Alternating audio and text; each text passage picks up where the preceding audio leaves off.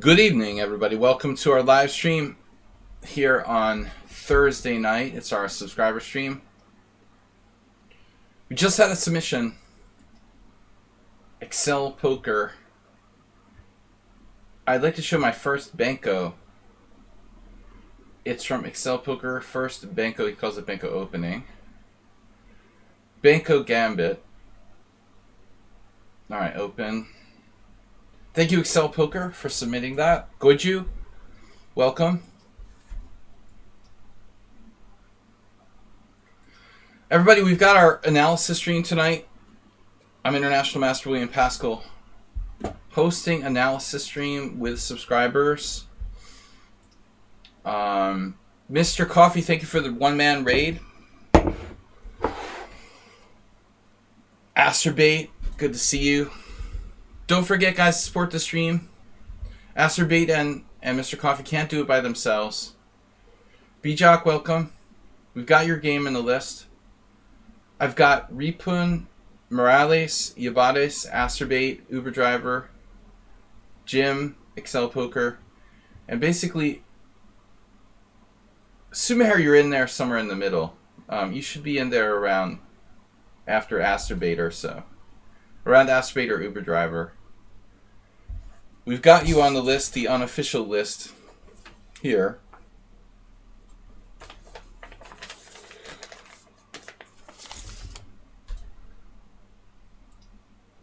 We had a one-man raid for Mr. Coffee earlier. So what's up, everybody? I have not been paying attention to the Tata tournament. We are here to analyze your games, or games selected by the subscribers. Flair, welcome. Goju, again, thanks for joining us. I've been like feeling really weird every evening. I think I have long COVID, whatever they call it. I mean, I can't be positive anymore, but I'm still having some kind of like long-term effect of it. Even though I wasn't very sick, I have this weird like tiredness and fatigue that seems to set in around, well, right around the time when I would start streaming, like around 6 p.m. every night, the exact same feeling I have after COVID. Yeah, it's really weird. It doesn't matter like what I do, how much I worked, how much I slept, nothing. I feel this like sort of zombie. I feel like a zombie from around 5 p.m. in the evening, and then I feel normal again the next morning. It seems to just set in around 6 p.m., 5 p.m. You know what just occurred to me, though? I have a reason to be a zombie. I didn't have my evening coffee tonight. Oh, my God. Every night I have a coffee around 5 or 6 p.m., and I totally forgot to have my coffee. It's a tragedy. No wonder I feel weird tonight. It's a little too late. I think we're gonna go without. Damn, I almost never forget. I forgot my evening coffee. No wonder I feel like a zombie. Damn, I never forgot. I mean, I don't remember the last time I forgot. It was so long ago. Okay, we're gonna try to do without coffee. If I drink coffee now, it's pushing it. I'm a little bit late. I won't be able to sleep later. We're gonna go without. We've got Ripun versus Game Over Bro, Morales versus Sebir, Yabadis versus Butch, Asterbait against Johnny MX, Uber Driver's Game versus Idong, Jim versus Fosi, Excel Poker, and of course the Sumaher game. Bringing us to 8 games. Yeah, I just feel tired, weirdly, even though I have to be over COVID. Just don't feel right. It's weird. But I hope you're doing well, everybody. I had a long walk today. Exercise just doesn't make a difference. I could sit in the room all day or go for good exercise and I still feel the same. All right, let's get started. Let me know if I forgot anybody's submissions. We've got room for one more game. So this is Ripun playing this Canadian or Lebanese guy. Game Over Bro.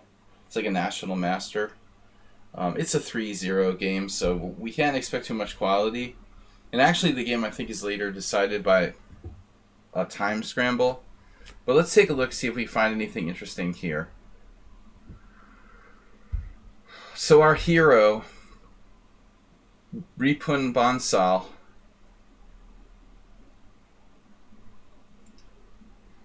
is Astrobate fully grown? Ripun Bansal playing white, e4, c5, knight f3, knight c6, d4, cd4, knight d4, and then of course the accelerated dragon. I think the easiest variation in the Sicilian to learn. I've been playing it. It's very systematic. I've been playing it since 1999 or so.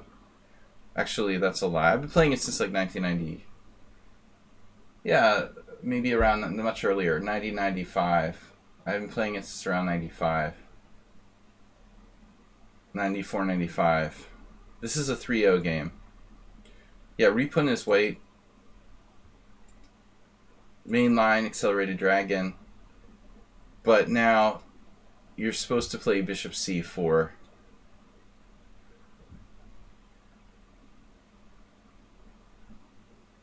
Instead, he makes it an accuracy here, which is very, very common. f3. The question is how bad a mistake it really is. Yeah, you wonder why people submit the games they want. I mean, there's funny motivations. Yeah, they want to show off that they beat a strong player. Yeah, they don't submit the games. They should submit the games where they lost and they need to learn from. Absolutely, Husky. Astrobate always submits the games he wins. You know? I think, yeah, we learn more from the games we lost. Absolutely. It's just their egos are too big.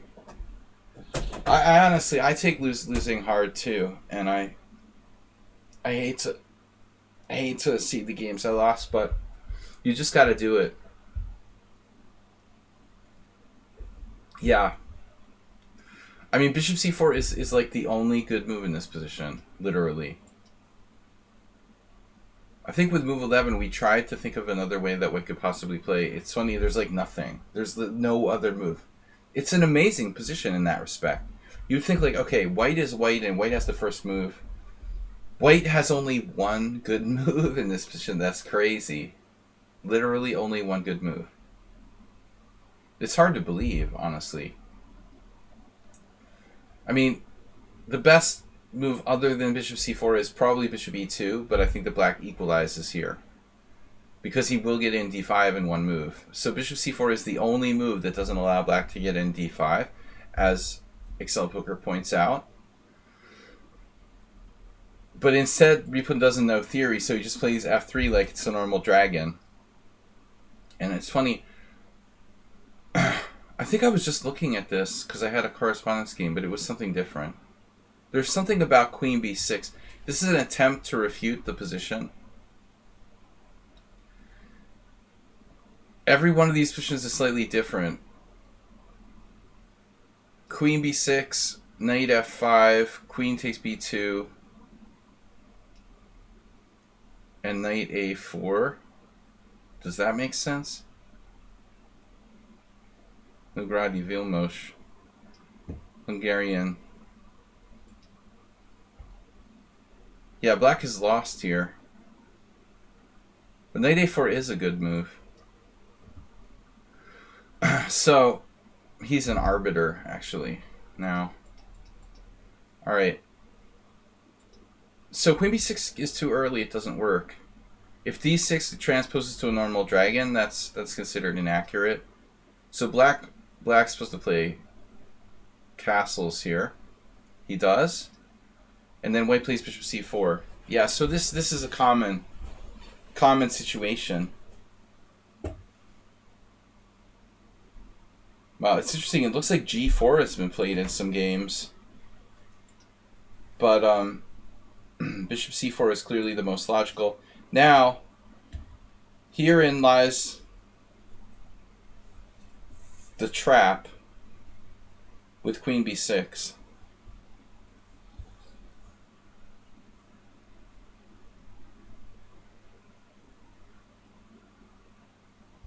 There's a problem, though, with this. It's like a forced draw. I don't know if you can win if you play queen b6. I've been thinking about this. You know, it might be better to go for a different line for black. So he plays it, and then Ripon plays bishop b3. I mean, it's hard to believe Ripon knows this. He just happened to know this. It's a little weird. He didn't even know the opening theory, but... So now knight takes e4 is the main line, and it leads effectively to a very drawish position after knight to d5. I thought about this quite a bit. Amazingly, some people have lost this position with white, but it's really hard to lose. Check, c3, knight c5, knight takes c6, either recapture, knight takes check, king h8, and I think it's just very drawish after knight takes c8.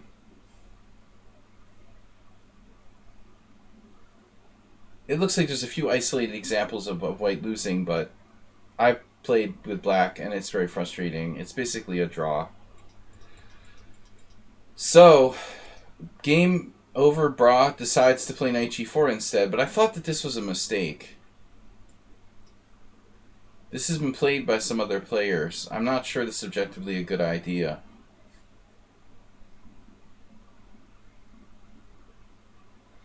I was pretty sure the computer said that white is better after this move. F takes g4. And now knight takes d4 allows knight to d5. Is that a problem? Yeah, I mean, I don't know. Queen a5 check. c3. I'm a little confused by this position. Bishop d2, queen d8.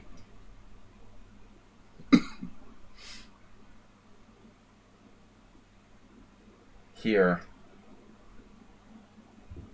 Here. The situation is extremely dangerous for black.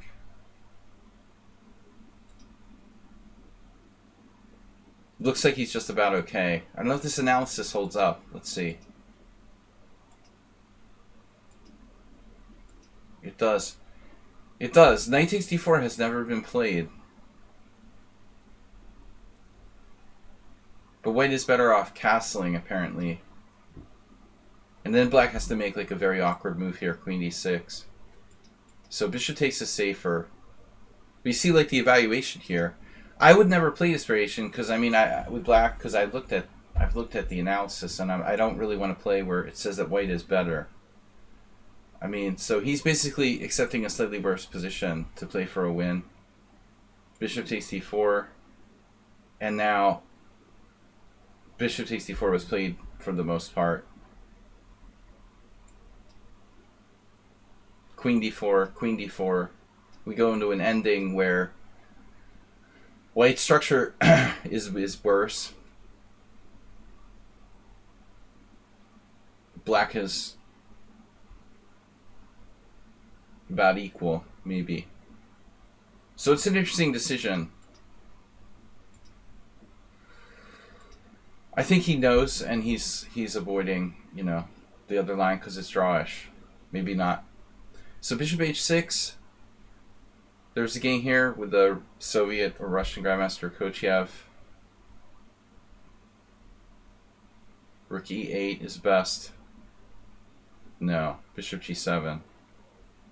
Yeah, because I mean you're weakening f7 with rook e8. So apparently he's in big trouble. If castles, I guess Ripon thought that, I mean you can't castle, but let's say rook f1. Well, he probably thought, you know, e6 is okay.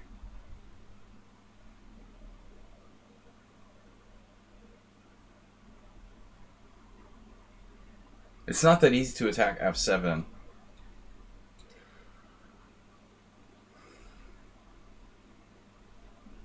But there are some scary ideas, you know, involving knight d5, queen f3, castle's queenside.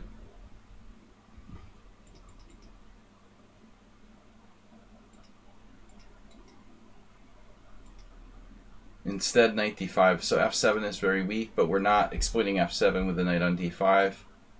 Here, that makes some sense, I guess. Queen c5 is okay.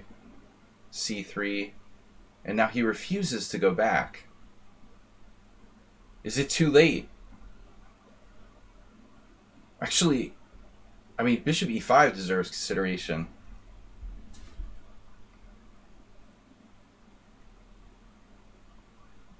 If bishop e3, you have like queen d6, or even queen a5 for that matter. This move looks clumsy to me. You know, maybe black. Let's see what the computer says. It likes bishop f2. Wow. So why is bishop e5 so bad? Apparently just the danger of f7 is so serious that black's in big trouble. Wow. I was assuming that the e6 would hold it, but you're going to get crushed by this. There's just no way to defend f7. Knight d8 isn't going to work. Knight f6 check. So there's knight f6 check. There's mate. He can't hold it. Okay, so check here. I mean, again, here I would think king e2 would be a better move. But I guess he was afraid of like bishop takes g4 check. It is a 3-minute game. Knight a5, we don't want to overanalyze it. Yeah, black's development is really non-existent. I would think queen f3. But he went here. This doesn't look as impressive. Man, I mean, queen f3 is brutal. You're actually threatening knight f6 check there, aren't you? Yeah. It's much better. Yeah, I mean, black's bishop is ridiculous on h4. So he went here. Kind of a creative idea, though. And white took it. And now their king side is a little bit safer almost with that pawn on f6. Now this was a good idea, though. He's got serious play against the e4 pawn. Princess Chess, welcome. Good to see you. How are things? Yeah, I don't know if Riepun should have even played this in retrospect. You know, should white have even gone for? Because I felt like the bishop was misplaced on f2. I mean, first of all, white missed queen f3. I mean, queen f3, dude, this has to be game over, no? It's not game over, bro. It's game over, no? Queen f3 is extremely strong. Wow, he also had g3. g3 just like trapping that bishop. So he was totally winning. Well, game over, bro is the right name. Alright, here. That was a nice defense, though, to find that. And now we get into an ops color bishop position in super fast time mode. d5 kind of seems like a weird move in a way. Because I was sort of hoping we could get the bishop on that diagonal. I mean, if you play b6 here, you're actually threatening rook takes e4, right?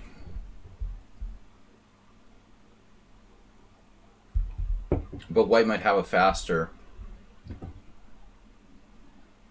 I mean, white has very quick threats of, you know, taking on f6 and mating.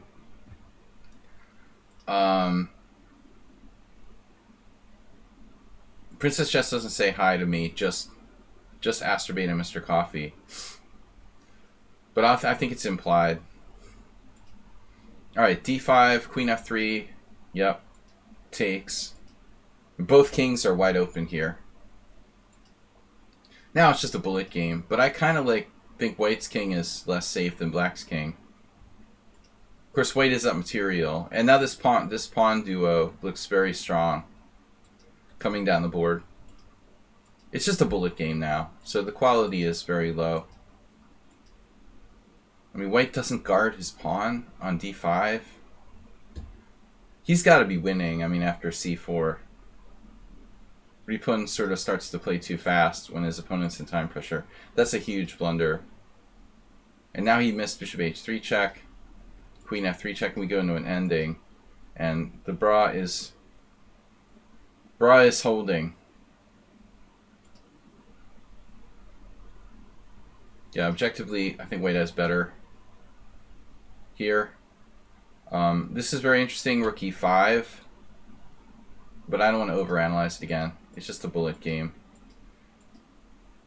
So he got the initiative back, gave it back. White's like playing for a draw now. You know, he was better and he starts to screw it up. And this is a dead draw. I mean, I'm just gonna stop here. There is one way that actually white could lose if the black king were able to get in here. Over there, but that, I don't know actually. I mean, can we stop this from happening? Black has this invasion down here, and he also has a majority on the other side. So it's a little bit tricky for white. He doesn't seem to make up his mind here. He fixes the pawns. And that actually is a crazy move. H5 is just insane. Move 11. They cost double. Yeah. Yeah, but in bullet he's 2200. Well, you can explain to me how the fact is the guy's 2200 in bullet and 1800 in blitz. Because he plays super fast. He only plays fast. Yeah, he's done this to me a lot.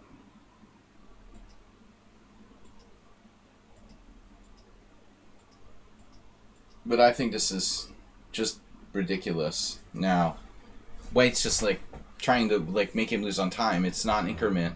And he's just like lost now. And black just like blundered. A3 doesn't work.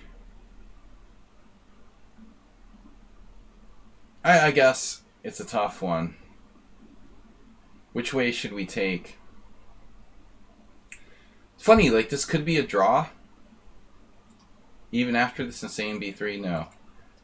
He's lost. Yeah, okay, this is better, probably. The further outside pawn.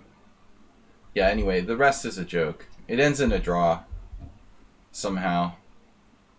Alright. I'm not going to continue with that. Morales is up. I really don't prefer people to submit, like, bullet and 3-minute games. That was just ridiculous at the end. Move 11. You know, $100 donation. I'll think about it. Just kidding. Move 11 is a founder of the stream. VIP and founder. 55-month subscriber. For you, we will put your game in. But that'll absolutely be the last one. I have long COVID. Feeling good. I've got a glass of wine. I'm 55 months senior. Alright.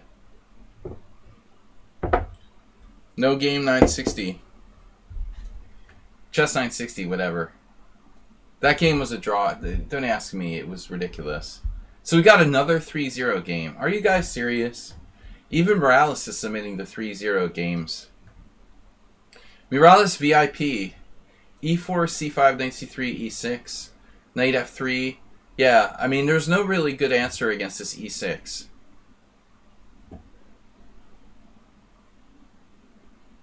Against A6, Morales has played some G3 type of stuff against me. But against E6, you can play G3. But I like Morales's I should say Morales's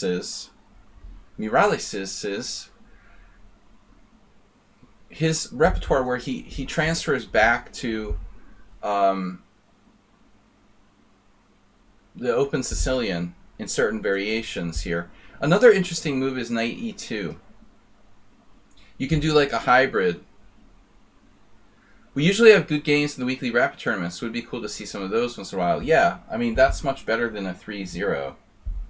You know, even 5+3 is much better than the 3-0 game. But I think that Ripun was excited because he drew with a national master. Understandable. The result is more important than the quality of the game. No, seriously, knight f3, and then a6. And then we transpose to open Sicilian, but no, g3.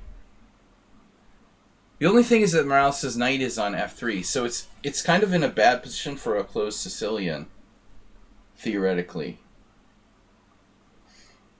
So what should black do now? You know, I was just thinking, how bad is it to do like d5 anyway? I mean, his plan was to play e6 and d5. Not a lot of games here, but d5? Is this stupid? Is this really bad? How does white respond to that? Like take and d4? I mean, you could do a lot of things. You could play it like a King's Indian.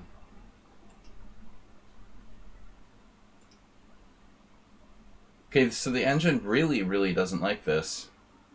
Pawn takes pawn, d4. It hates it hates black's position. Plus 0.9? Ouch.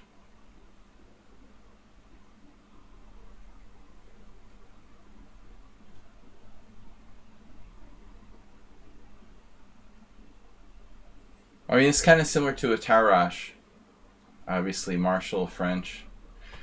Excel Poker, you wait with the opening, the center with d5. Well, I mean, that's the impression we got, right? But I will say this, like, if it's a straight up, I think, honestly, if you get the straight up variation with g3, I think d5 is good. So there's, like, a very important distinction to make here. This is, like, seriously a good variation. At least very reasonable for black. So it seems like an important distinction to make. It's important that this was included, and then this was included, and now d5 is not so great. In the open position, I guess the knight on f3 ends up playing a rather, valuable role. But I don't like what black did here. I don't like d6. This isn't that great. But I don't know what else to recommend. I guess b5. I don't really like these lines, though. The a6, b5. It's like you're playing the hedgehog against the closed Sicilian. And ultimately, white has f4, f5, and black has no plan. I mean, that's the impression that I get every time. White has a strategic plan, and black has none. He's just like playing the hedgehog. But you can't play the hedgehog if white doesn't play d4. I just don't really like this line. I mean, the computer says white has a tiny advantage. It wants to play d4. But I wouldn't play d4 here. I would just play bishop g2, bishop b7, like d3. And I think that white is comfortable. Not according to the opening explorer. It likes this kind of thing. I mean, maybe this knight on f3 is not that great. If you put the knight on h3 instead, black's in big trouble. This knight is slowing him down in this type of closed Sicilian. If that knight were on h3, it's like f4, f5, black has serious problems. But this seems to make a very serious difference. Anyway, Morales doesn't go for a closed setup. After knight f6, he transposes to what should be a Najdorf. A mainline, like Fianchetto, Scheveningen / Scheveningen Najdorf. Funny to see Morales play this. Now there's like bleep, like a million games.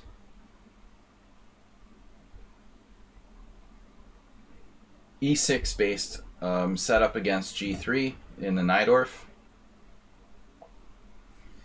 Very tricky for black to play these lines. Yeah, I mean, maybe knight f3 is an inaccuracy.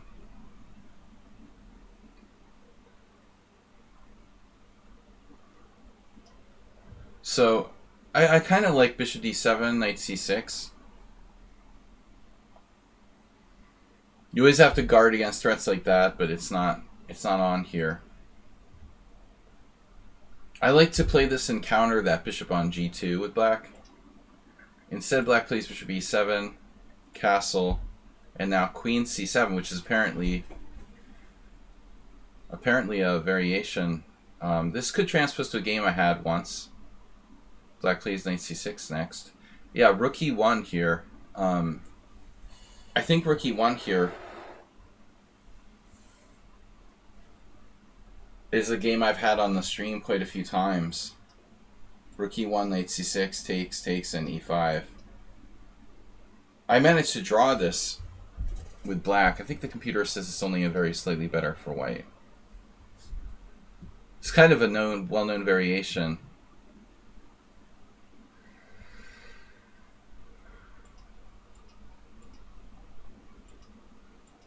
Don't mention the dentist or dry. I haven't been to the dentist in a while since I lost my home, my former home. I've never been to a Hungarian dentist. I discriminate. I'm afraid to go to a Hungarian dentist. All right, queen c7, and Morales did play rook e1. And now black, I think the safer move, it seems to me I saw Defermian play this. This is probably best, you know, avoiding like these e5 tricks. But you also have to watch out for stuff like knight to d5. I mean, it's probably not working here, but I'm just saying. The idea of sacrificing a piece is, it is like, you know, conceivable and stuff. This is not dangerous, but just keep your eyes open for that type of piece sacrifice. Obviously could happen in certain conditions. Ukrainian dentist stories. Yeah, well, this is a bad time to be going to a Ukrainian dentist. I'm pretty nervous about it. I mean, we're going to have a pretty ugly situation here if there's a war in like Ukraine. I mean, we're on the border, and our government is like aligned with Putin. So I don't know what happens. What happens when Hungary is like friends with Putin, but they're part of NATO? You know, like where do we stand there? I hope you're standing with NATO. Orban is like Putin's, like one of Putin's biggest buddies, and we're gonna be like between like Europe and Ukraine. Not looking for a Ukrainian dentist. Yeah. All right. So anyways, knight d7.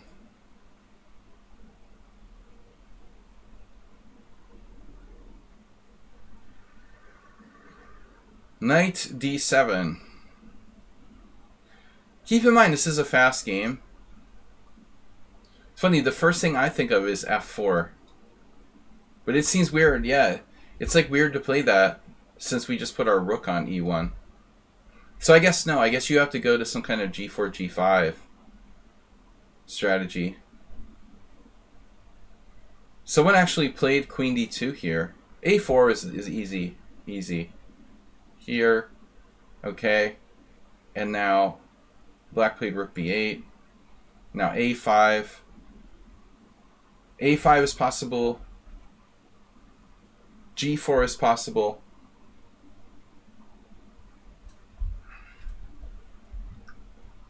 Morales, of course, loves to control the e5 square. What would Michael Adams do? Now castles, a wise move. Now what does white do? Murales.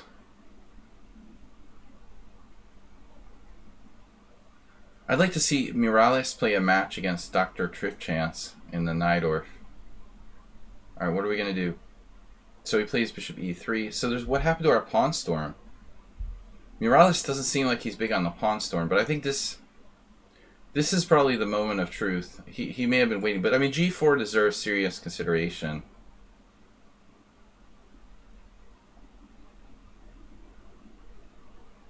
I mean, where does black like put his knights? He can't do like that. You know, he's going to lose a piece. I mean, g5, knight d7, you're going to lose a piece. You're going to run out of places to put your knights in this position. So, h6, g4, h6.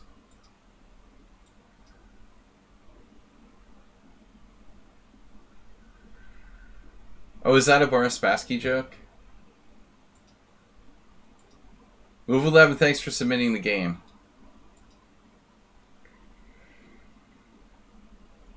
Yeah, when I think of Boris Spassky, that's what I think about.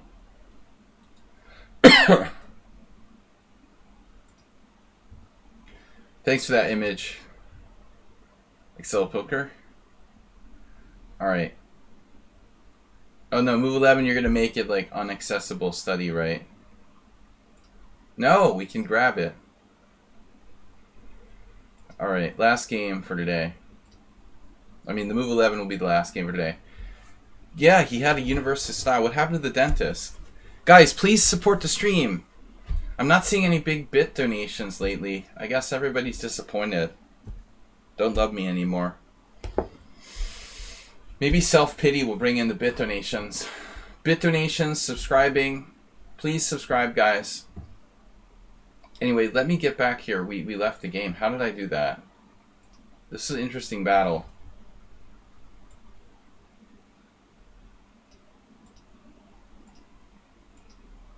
Anyway, so my point was, I think g4 is a very important concept.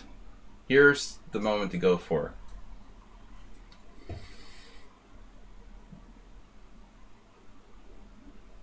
Yeah, I mean, I'm voting for g4 here. His only like sharp response would be d5, but that doesn't even come close to working. Clearly because of the d file. I mean the e file. h6 is bad now.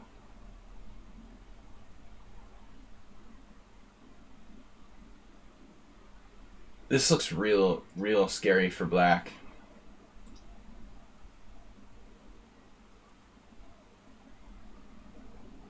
Pewter doesn't panic. Wow. The pewter doesn't panic. I mean, to be honest, the only thing about white's position that doesn't really gel is that rook on e1. Normally, when we do a pawn storm on the king side, the rook stays on f1, and we'd be playing like f4, g5, h4, blah, blah, blah. And you also have the rook f3, rook h3 type of rook lift. So it's amazing that black's okay after h6. But that's the only move that's okay. And it's real touch and go. Murales goes for this. And obviously there's knight c4. Preemptive retreat, like a pro. Like a pro. Are we threatening e5? Not really. Yeah, Michael Adams couldn't have played any better. Now, what, black has no threats? No, he does. He's threatening b2. So I would think like rook a2 now. That's kind of awkward.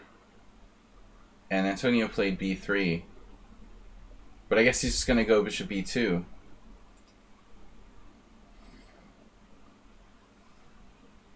Yeah, I mean, this diagonal's not bad. He plays that, though, trading pieces. I'm not a big fan of trading pieces here with white.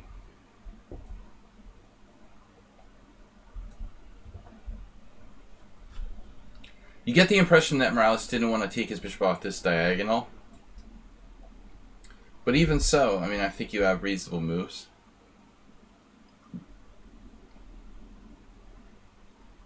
kind of tricky though. I mean, this gets in the way of the file here.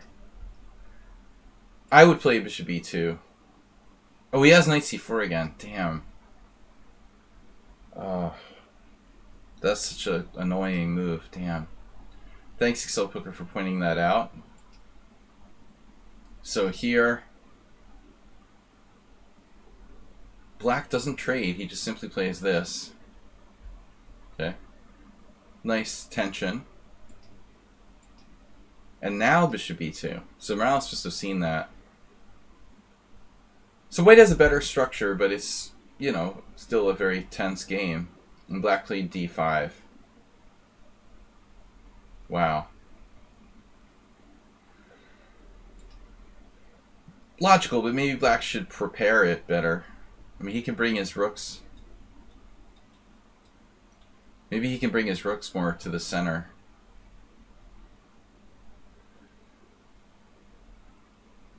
I just can't believe that black is that bad off here, that he loses in a few moves. It just looks like white is only slightly better. This shouldn't be over in like 5 moves.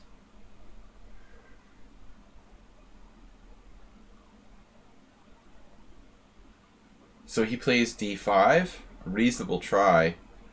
Expecting white to push, probably. But I guess here black has a reasonable French. Knight e4.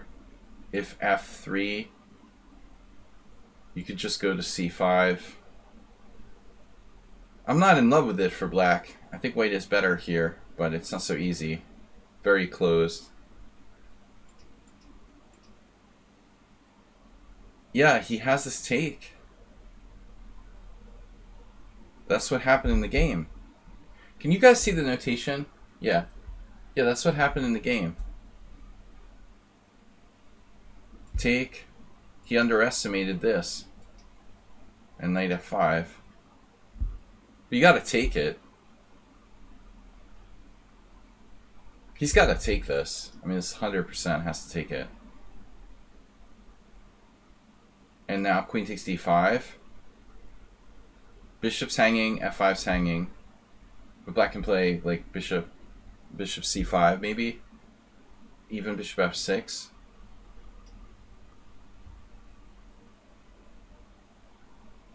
Black is alive. It's alive. He's alive. This was the game, right? Take, bishop f6, yeah. This is not a good move.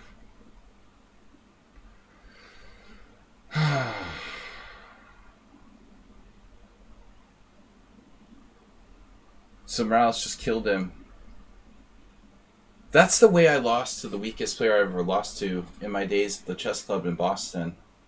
We used to have blitz tournaments every week, and the winners were normally 2,400 players. There were maybe 15 players, and there were always like players of every level, down to like 1,200 in the tournament. We'd have like a big round robin, maybe 15 players. You would play all kinds of opponents between like 1,200 and 2,400.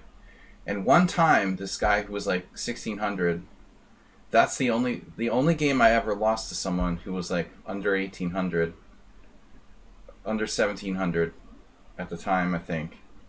I allowed that mate with knight h6. It's a stupid position. Not this obvious, but yeah, this is. He got me with that. There's a name for that mate, I think. Khan and Renaud have this book called The Art of the Checkmate, and they catalog a lot of different kind of mating patterns. This is one of them. This has a name, I think. All right, Morales got a little bit lucky there, but don't we all? Next game is Yabatis versus Butch Cassidy. Not our normal Yabatis. Iobates. Am I lagging? No.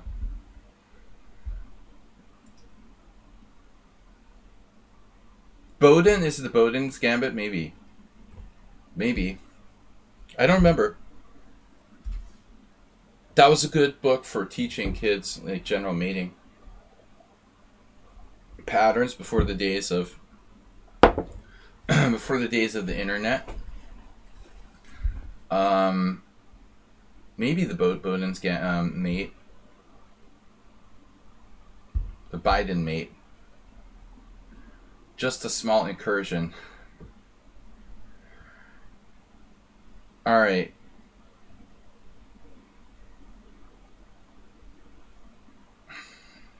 It's an easy era to be president of the United States, dude. This is the easiest time ever. Easiest job in the world. You can easily make everybody happy. It's like, forget about it, man. All right, Ubatis is white. White? No, this is the wrong game. Butch versus Ubatis. Here it is. Oh, don't start in politics. Boden and Biden. Or is it the Godin gambit? Alright. We will find out. Butch 48. E4, knight c6, d4, e5, knight f3, and now... I remember at 500 Open Games, Bronstein discusses that move. It reminds me of the symmetrical Queen's Gambit. I don't know what the final analysis is of that, but I'm just trying to think of like alternatives to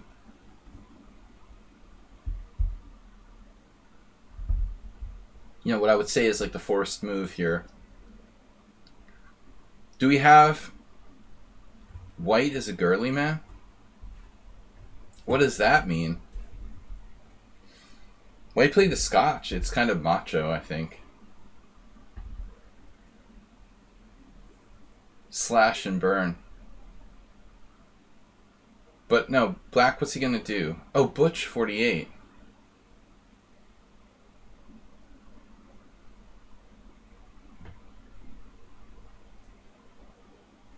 D6. Yeah, D6 is horrible. Ubatis likes it. I don't recommend this. Okay, it's not horrible, but I don't prefer it.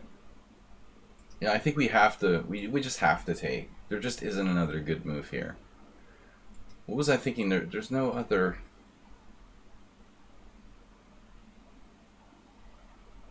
There's just no other good possibility. I saw some funny games where people did this. This is not really good. Yep.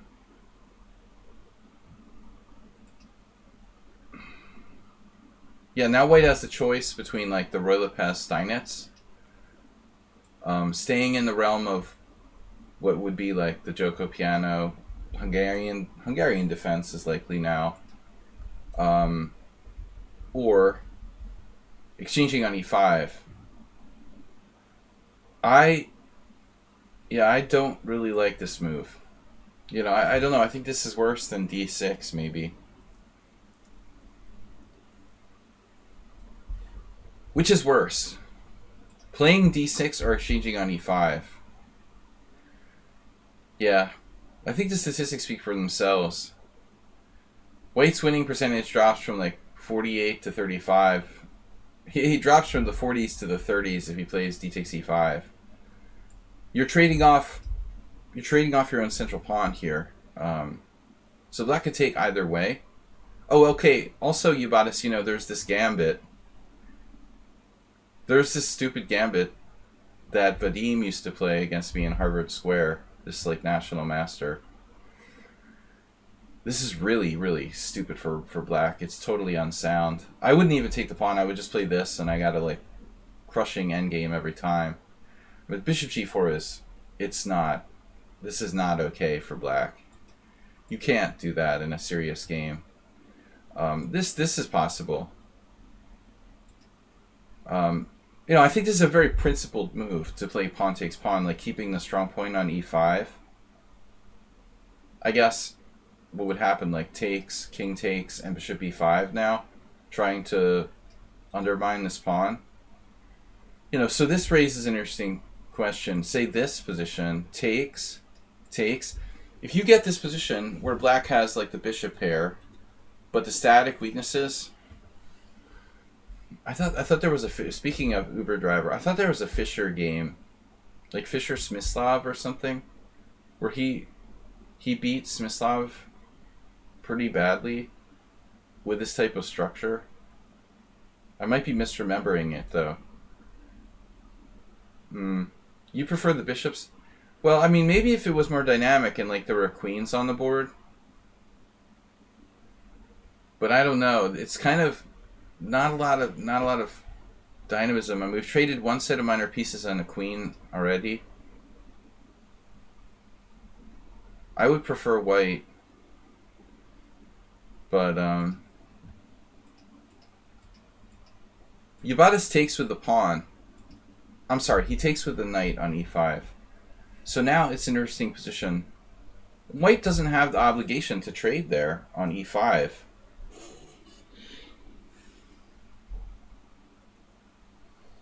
You can buy now with no obligation. What about just like knight c3 or something? That's funny. Look at the opening explorer. 5 games with knight c3. Just imagine knight c3. Like, there's no way in hell that white isn't better in this position. Literally. No way in hell. You know, you have superior control of d5, superior control of d4, superior control of e4. I mean, 3 out of 4 central squares, good mobility.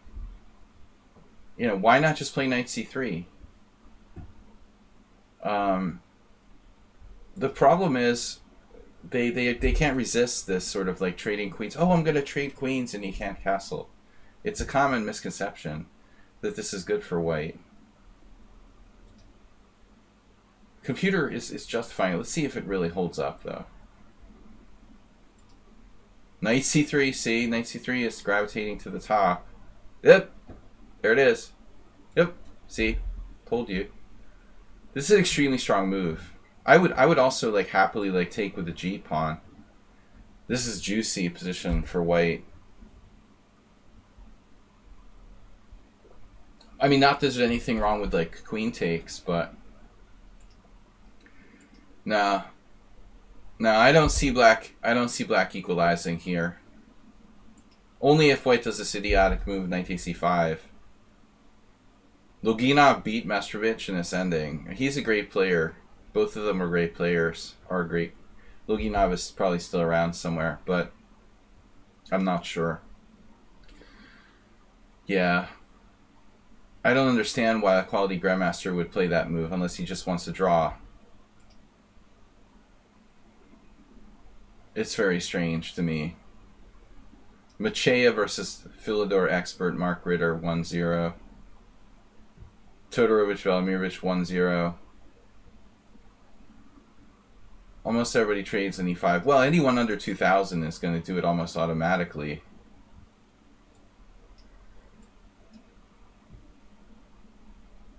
And this is a really interesting position that Yabatis and I have talked about before.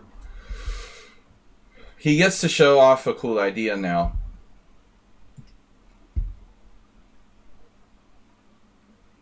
So, you know, normally in this type of position you would play like bishop e6 or f6 or king e8. But we had looked at this position or something similar. And there's kind of a neat trick which we found using an engine. Instead of, I mean, this is playable and a safe move, I guess.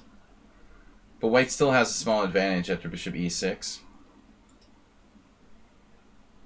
A really neat idea here is king e7. This looks crazy, right?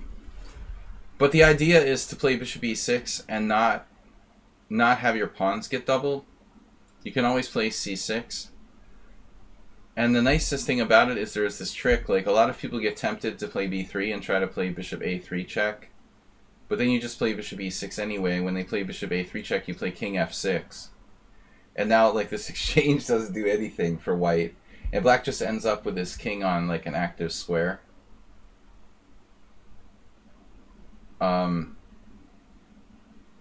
It's actually better for black, probably, if they fall for that. So So this guy, he was pretty smart. He didn't play b3. He just castled, which is like the best move. Bishop e6. You know, so I think objectively, like, white might be a tiny bit better. Maybe 0.1. See what the engine says. It's bigger than that. It's giving white plus point half a pawn. 0.5. So bishop b3. Yabata suggested c5, but it looks a little weakening to me.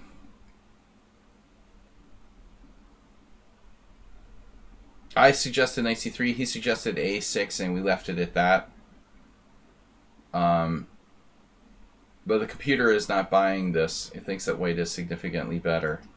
But you don't have to play c5. I think black can play this in a safer way. I'm not sure after +2. He's like, I'm not sure about c5, maybe. Well, your first instinct was to take, you know, but I think that white is slightly better here. But it's not enough to win. I mean, if you defend correctly, it should be a draw, probably. Between two reasonable players. Instead, he plays this, though. He puts his bishop on a bad square to try to take advantage of the fact that black king is in the center. You know, which is interesting idea.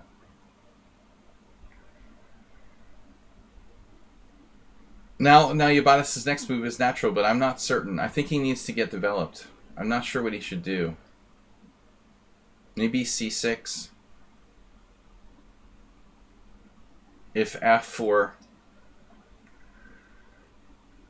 You know, maybe you should have played c6. If f4, you could take and just like get your knight to a more active square or something where it can go here, here. Because what happened in the game, white got something. f6, f4. Now, we're not obligated to take on f4. It's true here. But ultimately, your pawn on e5 could become a target. The bigger problem is that black doesn't have a good place to put his king. Probably e8 is the best option. As white opens the position, like Karpov-Saruhan, very famous game where Karpov beats Saruhan. An ending type position, opening it up. But I think it was like a king on c7 with c6. f4, he takes, now starts to open up. And c6, and this looks dangerous. The e5 looks dangerous. And suddenly black is like far behind in development. Knight c3, and Yabatis here played king e8 to get his bishop out. But he's way, way behind in development. But the interesting thing is, like, it's not that easy for white, because if he plays f5, you just close the position with e5, f5.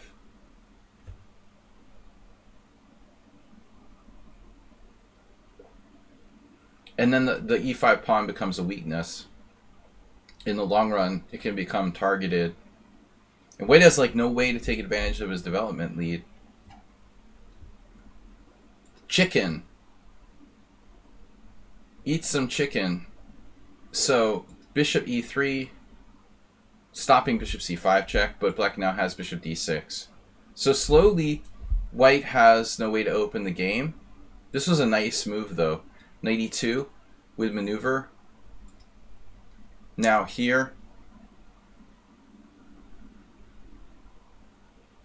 knight g6 is a reasonable move. Here I don't get this really. He doesn't have anything there. Knight e5, threatening knight g4, and not so much trying to get this bishop. You know, it's like fixing his pawn structure. White should play h3. Instead, he plays knight f4. Black could have taken on a2, but that's naturally kind of scary to take that pawn. We figured out that the bigger threat is knight g4. You're just getting the bishop out of take, and now you're threatening knight g4. And white never has time to trap that bishop, it turns out. But naturally, I would have played bishop f7 to dominate the knight. But Yabatis said he didn't think about that. So he went here. And now this stopping knight g4, or discouraging it. Now Yabatis, I think, went off the rails. I think black is fine and is very solid here.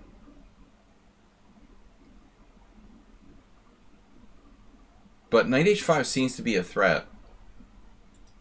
You know, come to think of it, I mean, you could play knight g4, couldn't you?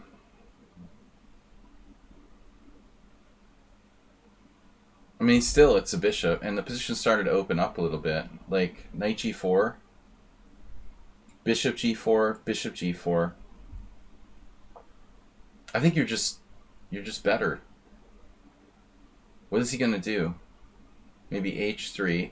Then you got to go back. There's no way that black is worse here. Damn, he's worse. Shut up, stockfish. But its advantage is dropping. It's almost non-existent. Man, I can't believe white is better. Wow. Well, the problem is that we can't castle. You know, I keep thinking like, it feels like we can castle. I guess when you factor in the fact that black can't castle, it's a bit of a problem. Yeah, if we could castle, we would be more than equal here. But the fact that black can't castle, the king is kind of stuck in the center. So that was tough. I don't like what the move you did, though. You did knight g6, allowing knight h5. And this is really awkward. Like, we have no good way to protect the g7 pawn. So he was super lucky this didn't explode in his face. I don't even know what to suggest here. Probably like bishop f8 is the best move. He plays this, rook g8, and white had like bishop c4. I don't know. I don't think there's even a defense to that. Maybe you should sack the exchange or something.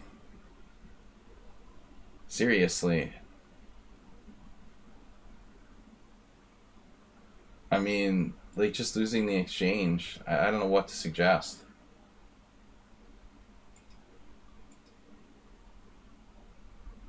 So that was fortunate.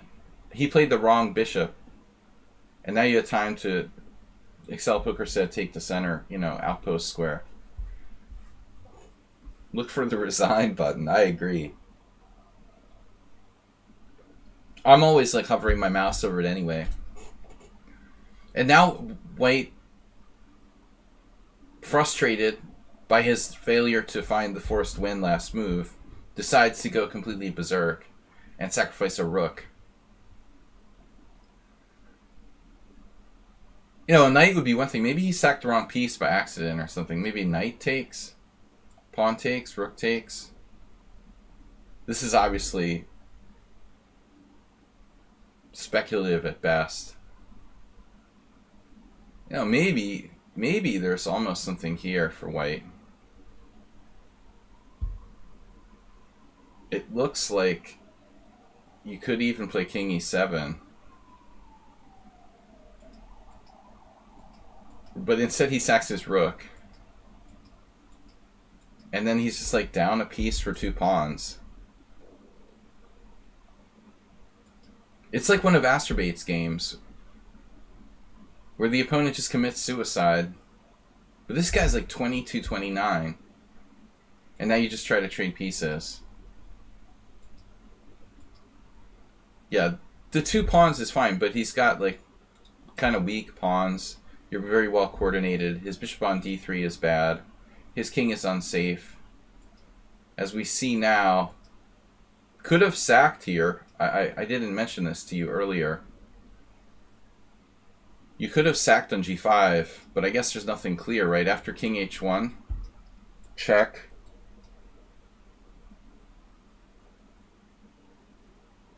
Yeah, I mean, you probably looked at it and rejected it. There's not enough there. So check here, rook e1, and now you're all over his king. This was nice, so now he gets forked. And this was really fancy, but good. And then there. And then 3 pieces for 1 piece. Yeah, that's cooperation. Alright, Sumaher, we need to get to Sumaher's game. Guys, please support the stream. I'd like to thank Jim. Jim should be here. He was on earlier. Maybe he's working. He submitted a game. Jim donated 800 bits. Mr. Coffee, 100 bits. We had gift subs this week from Universitate Cluj and Asturbate. Support your starving chess streamer. All right, Sumaher for the win. Yeah, Sumaher, another player who always submits like blitz games.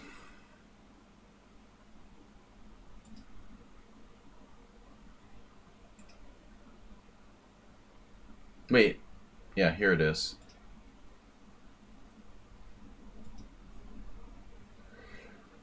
Support your local chess streamer suffering from long COVID. Oh no, you're submitting your game with me? Dude, no. No, no, no, no. Sumaher sent in his game with me. Oh god. I hate like doing my games. Yeah, actually, Husky was the one who said, why don't we, analyze more games from like the Tuesday tournament? And here we go.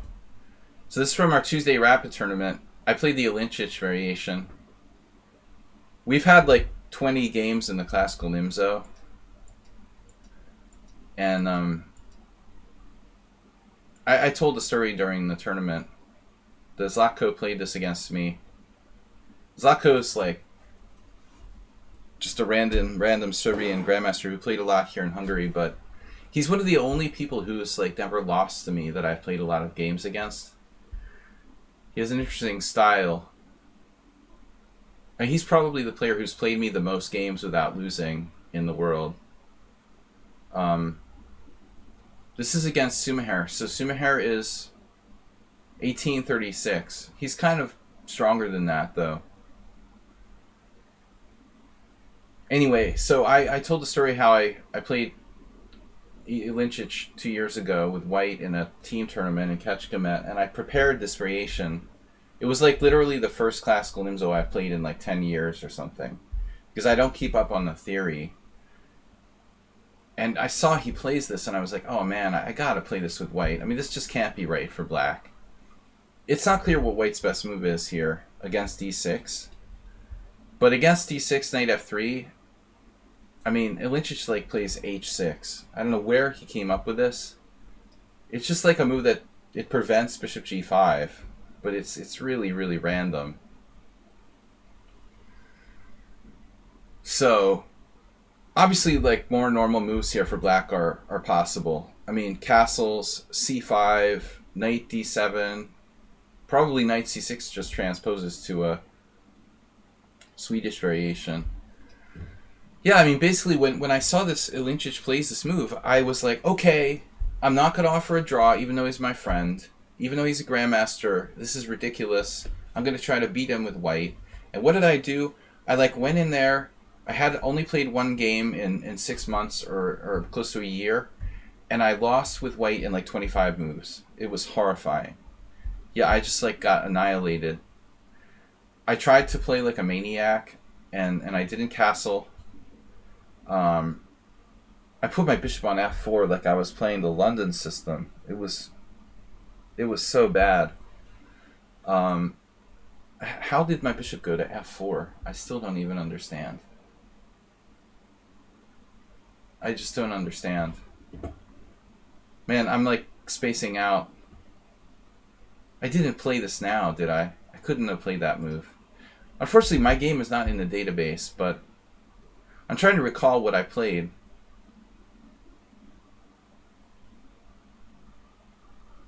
I can't recall what I played. It's so strange. Maybe... What could I have played? It's funny that Atzel played h3. Okay, obviously the refutation of h6 is h3.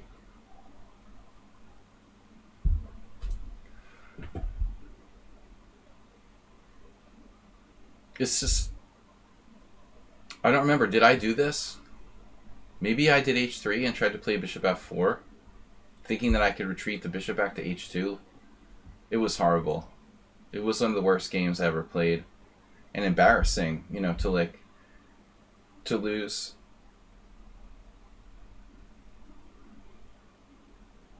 On a team, in a team game. I think I was bored too, but still.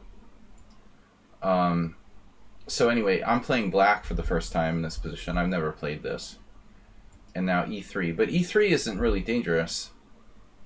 we're just transposing to a kind of classical Nimzo or Rubinstein Nimzo. So Otsale has a game here too. H6 is like a wasted tempo.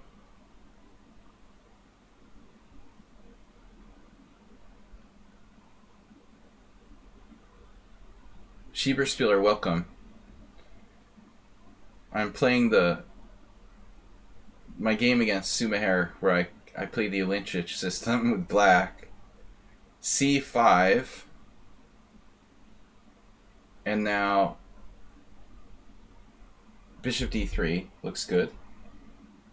So we're following a couple of these other games. This other Serbian guy, I guess. I guess they're Serbian, I don't know. There's another game for 2015. Wonder if Zlatko stole that from someone else.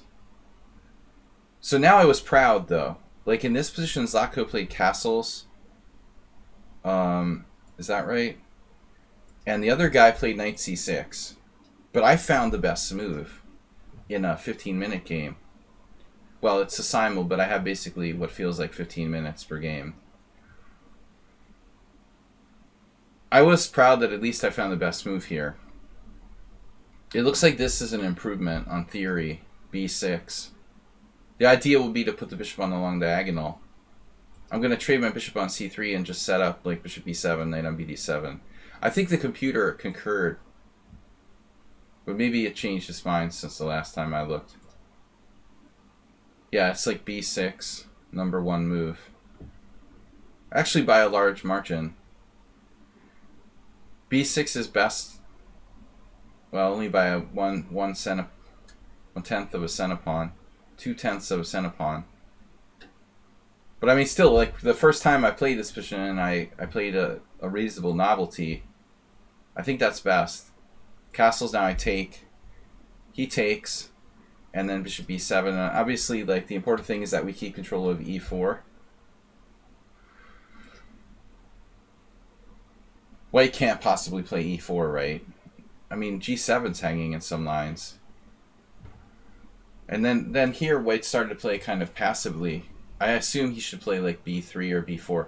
Subaru had another game against me where he played similarly.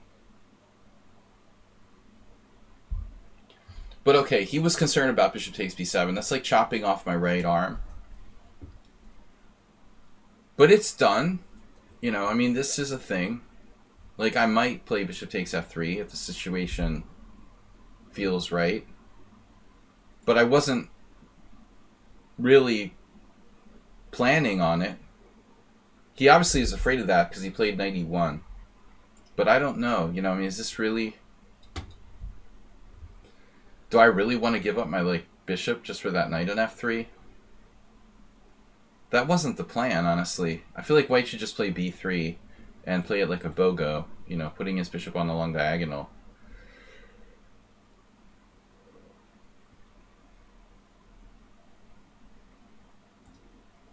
You're big on bishop pair. No, I mean, b3 looks like slightly better for White. h6 didn't do anything for my position. I could play knight e4, but... You see, here's where we start to have some problems. Because I'm not castled. So I really have to castle.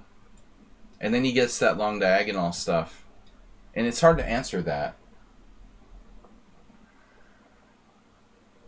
But again, like a typical situation in the bogo. This is passive by White, knight e1. Now I was happy.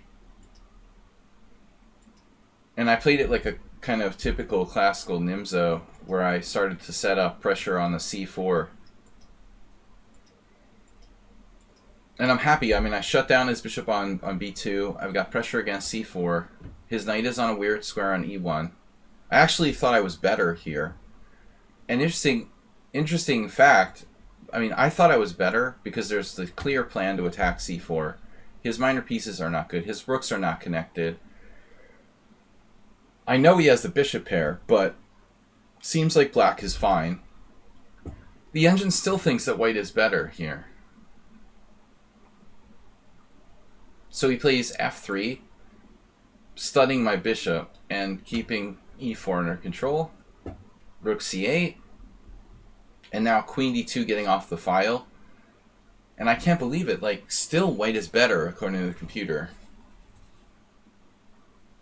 I mean, he's got hanging pawns, and his bishop on b2 is, like, doing nothing.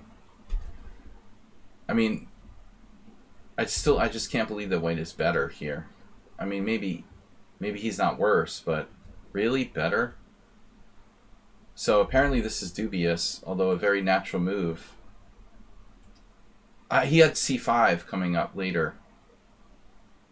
So I don't know what I should do. I ran out of ideas here. Probably like rook e8 or something just hanging out. Maybe I could play e5, but that's dangerous business. Let's see what the best move is here.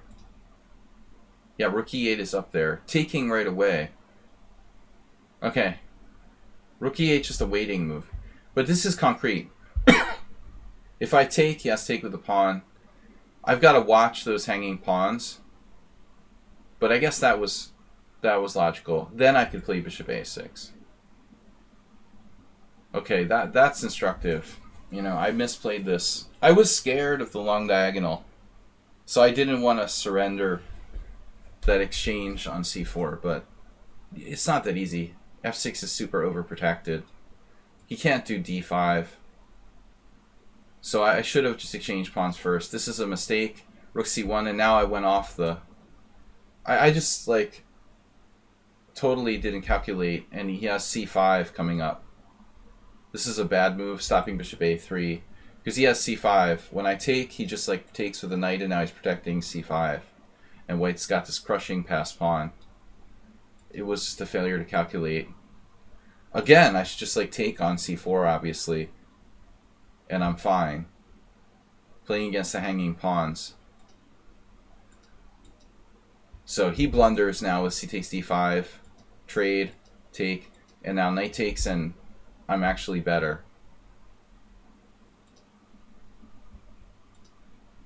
And here, I don't know. I was in bad situation on the clock.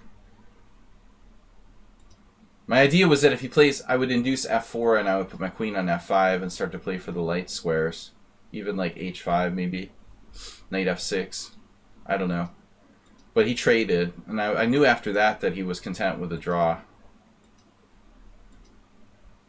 Unfortunately, he just like vacuums the board, and I'm not really much better. Yeah, I mean, it's not enough to win. It's just a draw. And the funny thing was, at some point, I started to try to set up like a light square bind. I think at this point here, I offered a draw. It was right around here where I actually offered a draw. The computer says I'm better, and I was just setting up a fortress. And he declined my draw. Wait, coming up here. Bishop d2, a6, h3, takes. And I was like, okay, it's a fortress. I offer a draw. And I have like no losing chances in this position. I mean, there's no way that his king is getting in. And he had way more time, so he declined the draw. I was kind of irritated. But after this, I actually missed. It looks like I might even be better here. So I have king g6 with the idea of king h5. I actually am better after he declined the draw. But I was content with the draw with like very little time left in the simul. So that was an interesting game. Well played by both sides. 20 CPL for Sumaher, 18 for me. That's quite good for a simul game. Oh no, I just closed the window. Oh no, our window. Schieberspieler, how's it going?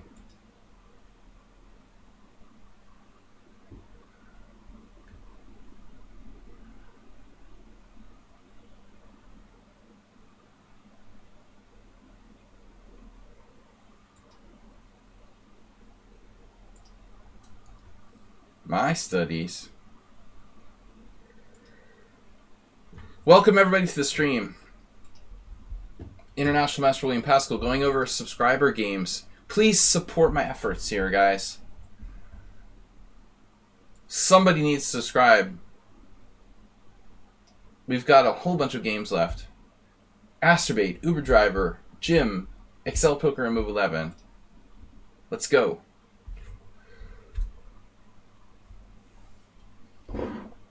Chess exam. You wish it was a chess exam. Good luck. Alright, we've got Astrobate with black. Wow, Astrobate facing... See, I said this to Astrobate today. The interesting thing is that his rating... By the way, everybody, not to embarrass him, but Astrobate's been watching my stream for like, I don't know, 3.5 years. However long it's been. And he's one of the first and most devoted followers of the stream.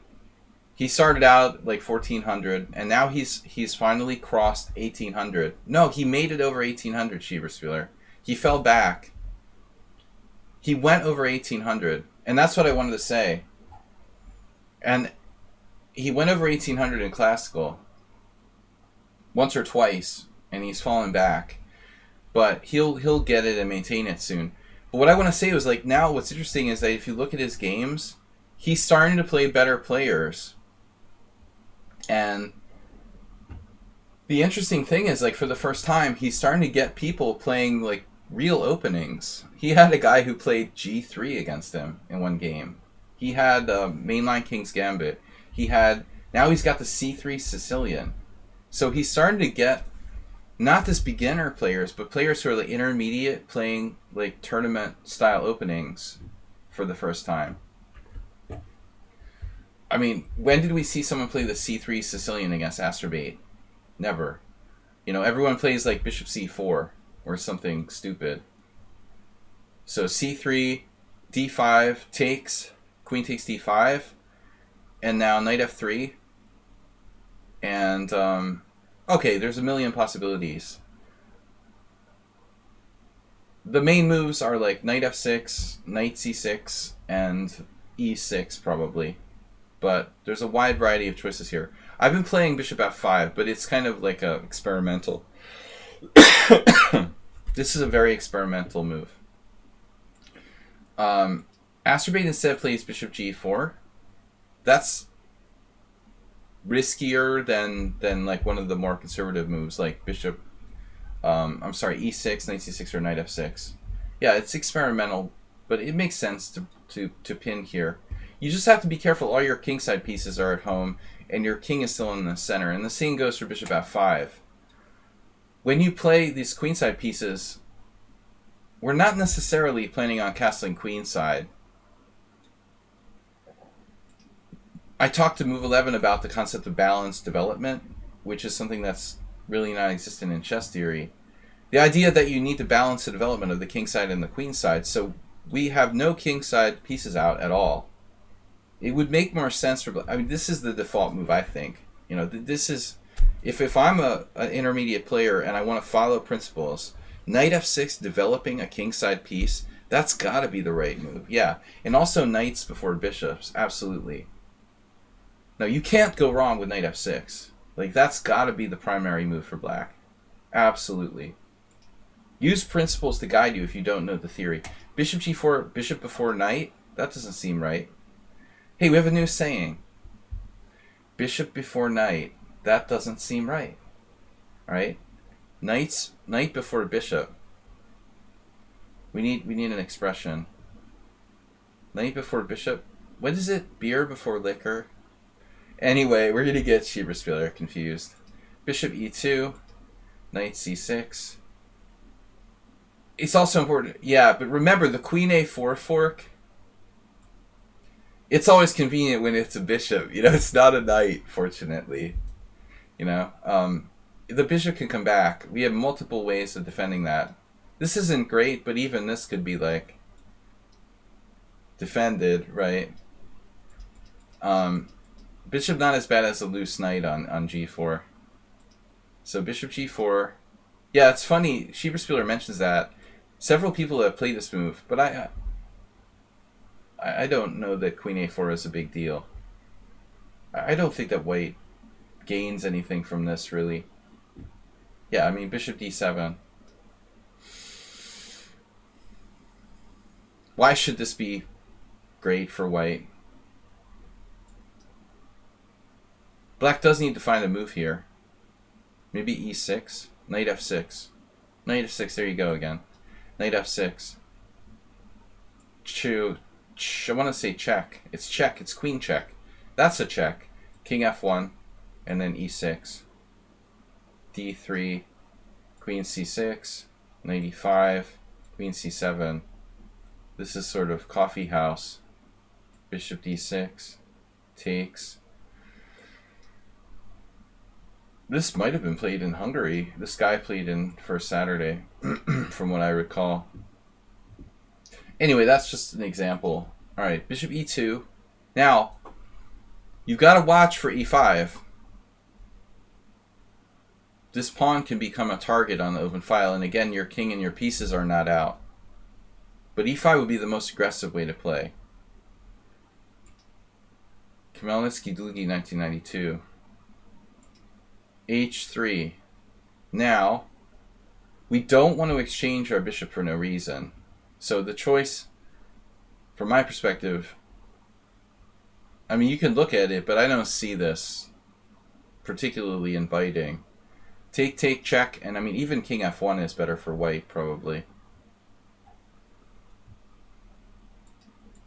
Yeah, e6 too quickly. Rest in peace, bishop. That's a good point, Schieberspieler. So, like, bishop g4. If white makes a quiet move here, bishop e2. Yeah, if he plays e6, rest in peace, bishop. That's been done in the Caro-Kann before. Now we have a serious problem. Yeah, very, very true. So always play e5. Castle.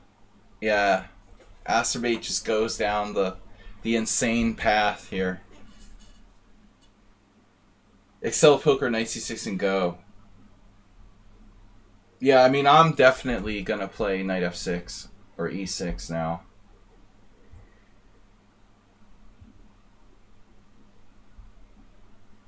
The interesting thing about e6 is that you might have some cases where the knight goes to e7.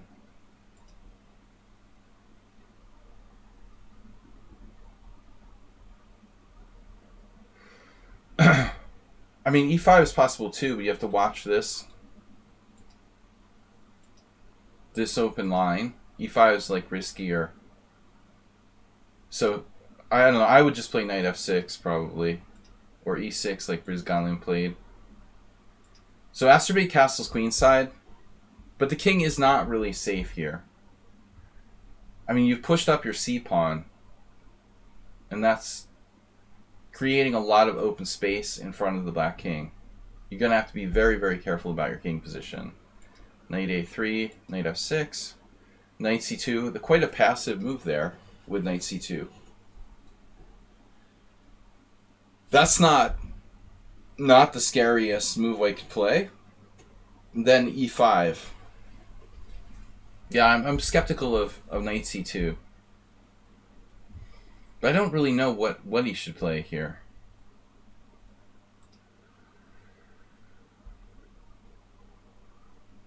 Open it up when in doubt. d4. Wow. b4. d4, cd4. Wow, knight takes d4. Bishop takes e2. Queen e2. It's like a Scandinavian. Knight takes d4, c takes d4. How's your king doing? It's kind of drafty around here. See, this is the problem. You know, if you thought you're winning a pawn, this is the danger with castling queenside in the c3 Sicilian. Yeah. You got to be very, very careful not to let it open up. So that's why you probably shouldn't castle queenside. But this is good. You're discouraging d4. Does he have knight e5? Knight e5. Bishop e2. Knight d7, bishop d1, knight f6, knight f8, I don't know. I would consider even this, and like here type of position where you'd be down a pawn, but Wei would be totally like tied up. He'd have no way of getting his pieces out because of the bind on the d3 square. You might be able to sacrifice a pawn in such a way. Play like Shaq and play g5. Yeah, just find a place to play g5. I think that's, yeah, that's good advice. Uh-oh, bishop b5. How does that work? So ask me, what's up with e4 here?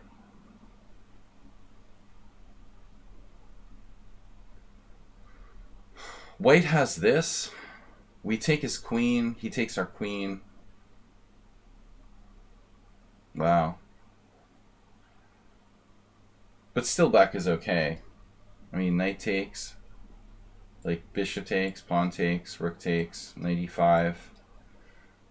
Again, you have very, very good like control of the weakness in the center. So you could have played e4 and you didn't do it. You did bishop d6. And again, he has e4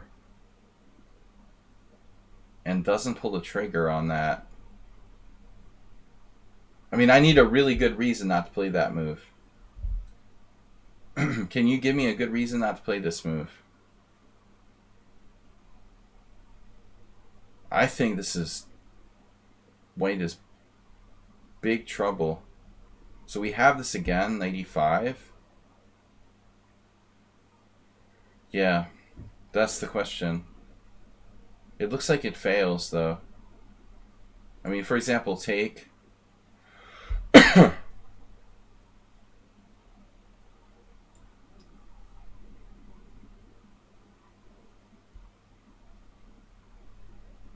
You could almost sack your queen in this position. It's like perverse. Well, what would be happening here? Alright, it's too much. I couldn't resist, like, at least looking at this. It's just not enough. Alright, knight takes e5. Queen somewhere. Yeah, I mean, now... It looks like we're just...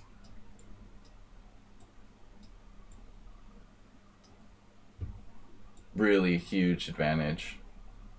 White king is not safe. +8. Asked me too hesitant to play e4 there. Interesting, a pawn move. Knight d6, rook d6, bishop e2. White's like, oh, I didn't allow e4. And now he does turn into Mamajarov. With the... Nice job with the g5. White plays g4. Takes, check. And white king is not safe. Wow. Rook h6 is nasty. Damn, dude. Yeah, he's not materialistic. Now knight h2. Unfortunately, just drops e2, right? Well, you have even better. After knight h2, you don't go here and just win a piece. You play queen h3. Threatening bishop f3 check. That's just brutal. So he plays this check here. Bishop f3 check. Bishop f3 and queen h2 mate. Yeah, that was epic. That's probably my favorite game for today. Honestly, you know, only marred by the fact that he could have simply played e4 with the winning position. He did it his way. Alright. This is next game, Uber Driver. Oh, Uber Driver. Uber Driver playing black. Uber Driver, thanks for submitting.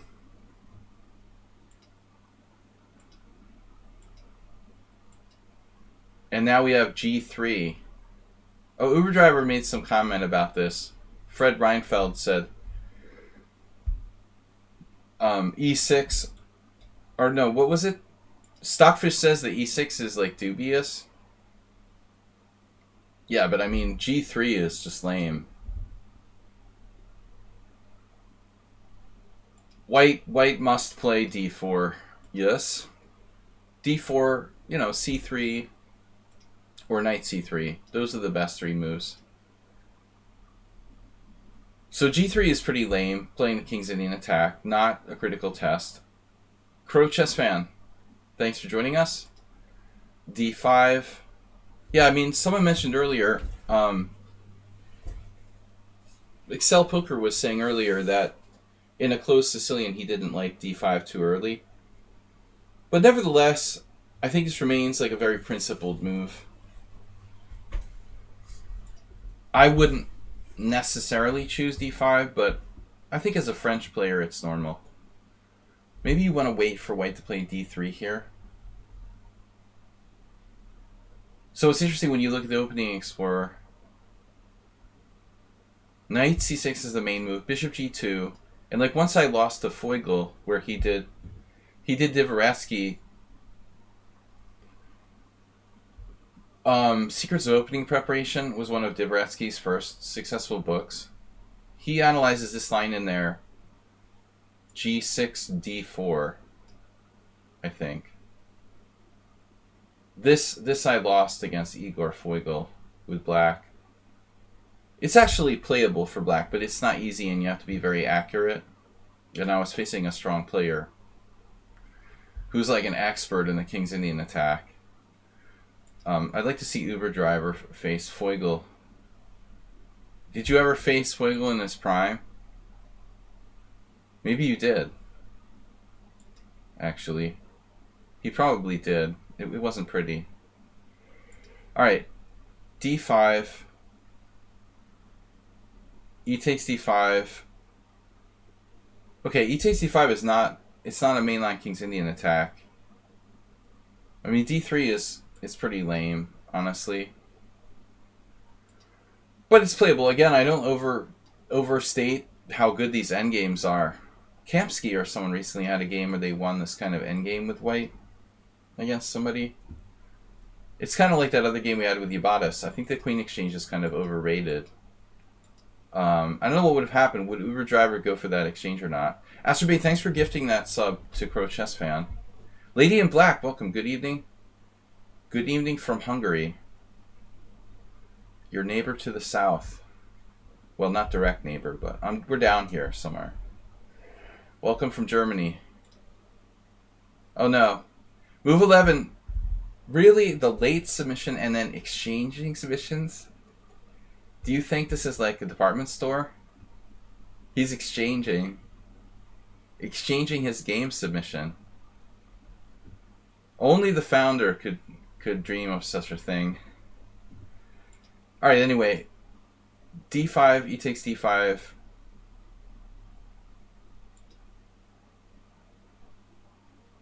Yeah, I mean, we're going to transpose to...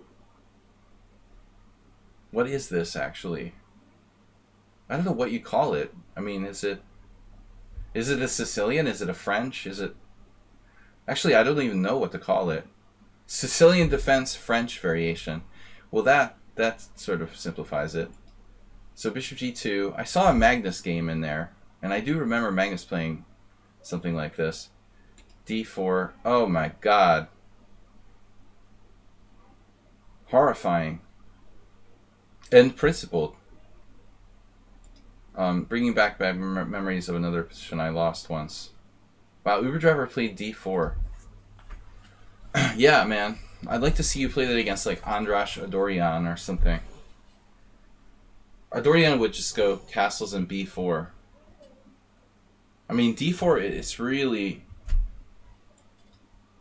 You're asking for it. I would castle, and then as soon as possible, we're going to play as in hyper-modern fashion as possible to destroy your overextended center.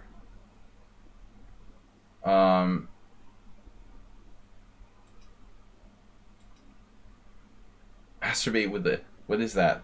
Classic rock? No. I can't believe Uber Driver played this move. This looks wrong. So principle says develop the kingside pieces. Knight f6. Knight f6, castle, bishop e7, get out of there. Get out of there fast. Would be recommended. So d4, I don't like it. But d3 is a terrible move by white. I mean, it's not terrible, but it just doesn't make sense. You have flexibility. You might play c3, you might play b4. You know, you don't need to play d3. So white should castle and then evaluate. I want to play as dynamically as possible. You know, if we play like a Dorian with black, for example, he's going to hit you with b5. I mean, if you had this reverse color type of position, because Dorian always loved to be black. Man, I don't know. b4 looks really dangerous, undermining black's center. So let's just say knight f6. Now, what's the best move for white? Can I crack him with this insanely strong wing gambit here? Computer just wants to play rook e1 check.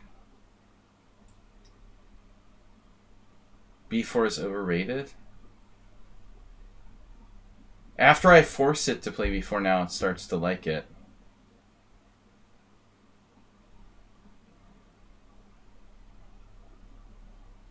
Yeah, computer coming up to point 4 with best play for black. C takes b4 is actually going to point 8 now. This seems way more dynamic than other moves. I mean, rook e1 just looks like really routine.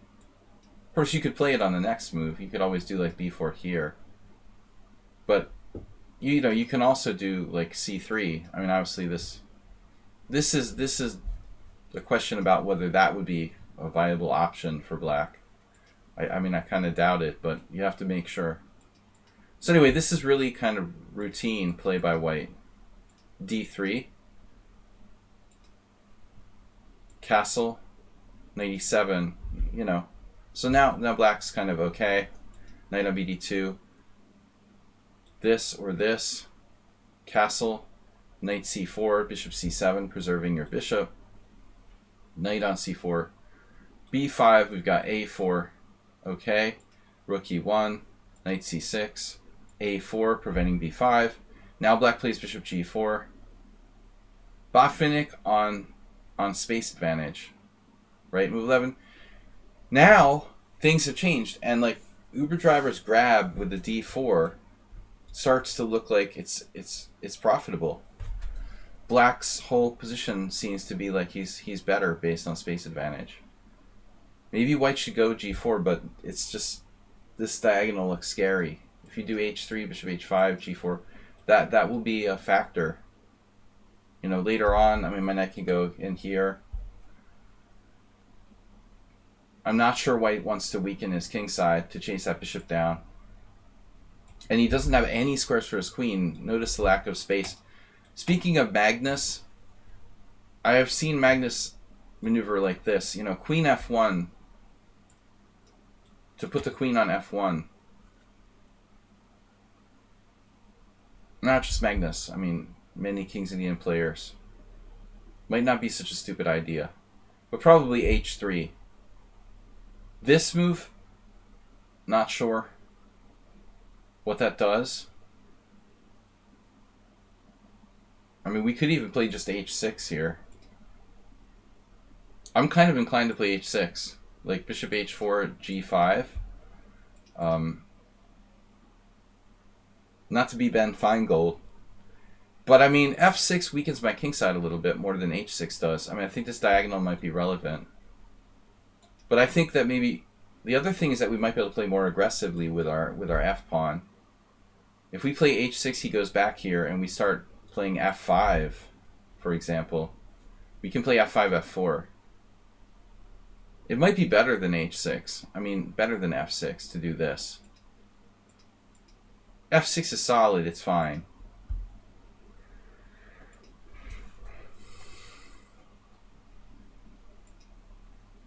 Now you don't have, because the knight, you don't have this like natural fluid retreat.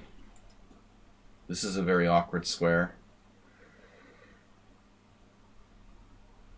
So if white did play g4, we would have to come back to d7.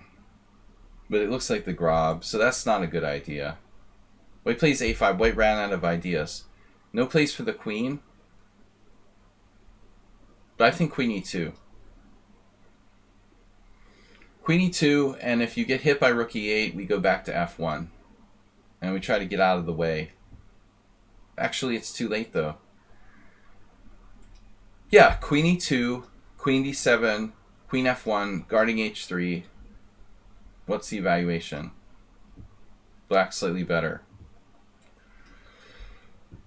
Black's better because of the space, and it's real now. Instead, white played a5. Doesn't really do much. Now I would, yeah, whatever, rook b8. This rook isn't doing much here, but I don't like my rook on the long diagonal, so I was going to go rook b8 and try to play for b5. Uber Driver played this. This is a blitz game. b3, also not necessary. White doesn't seem to have a plan. Now Uber Driver just vacuums the board. Okay, not the most aggressive. Really, Uber Driver, you need to be able to play g5. You know, g5, h5, h4. Your knight is in the way of your pawn structure. If you were able to play g5, as crazy as that sounds, I mean, Korchnoi would advocate for g5. Okay, rook takes e1, queen takes e1, rook e8, queen c1, and now b6. I mean, honestly, like, if you move the b pawn, why not play b5? You might as well play b5 and hope he, like, puts his knight on b2 or something. Why play b6? Why not just go here? Knight a3, a6, and you're better. He's got to take anyway, but there's a chance that white won't, you know, and mess up his position even worse. Now, like, okay, of course he's going to take. Knight g1, and this is a bad sign. White's running out of space. And this is classic. So the space advantage really very serious here. Bishop h3. Plausible. Now we're really in Botvinnik territory. Oh, this is just a blunder. So he just hung a pawn. Yeah. What? He takes on g6. Wow, that might be even worse. Yeah, he's going to lose the h-pawn. Oh, the h-pawn was hanging. Thanks, Pro Chess Fan. I didn't realize it was hanging to that tactic on the diagonal. It hadn't even occurred to me. So that really makes h4 look insane. Oh, okay. Yeah, he could have just taken it. Yeah, I mean, h4 is a catastrophic blunder. I mean, obviously there are stupid lines like this. You could do that.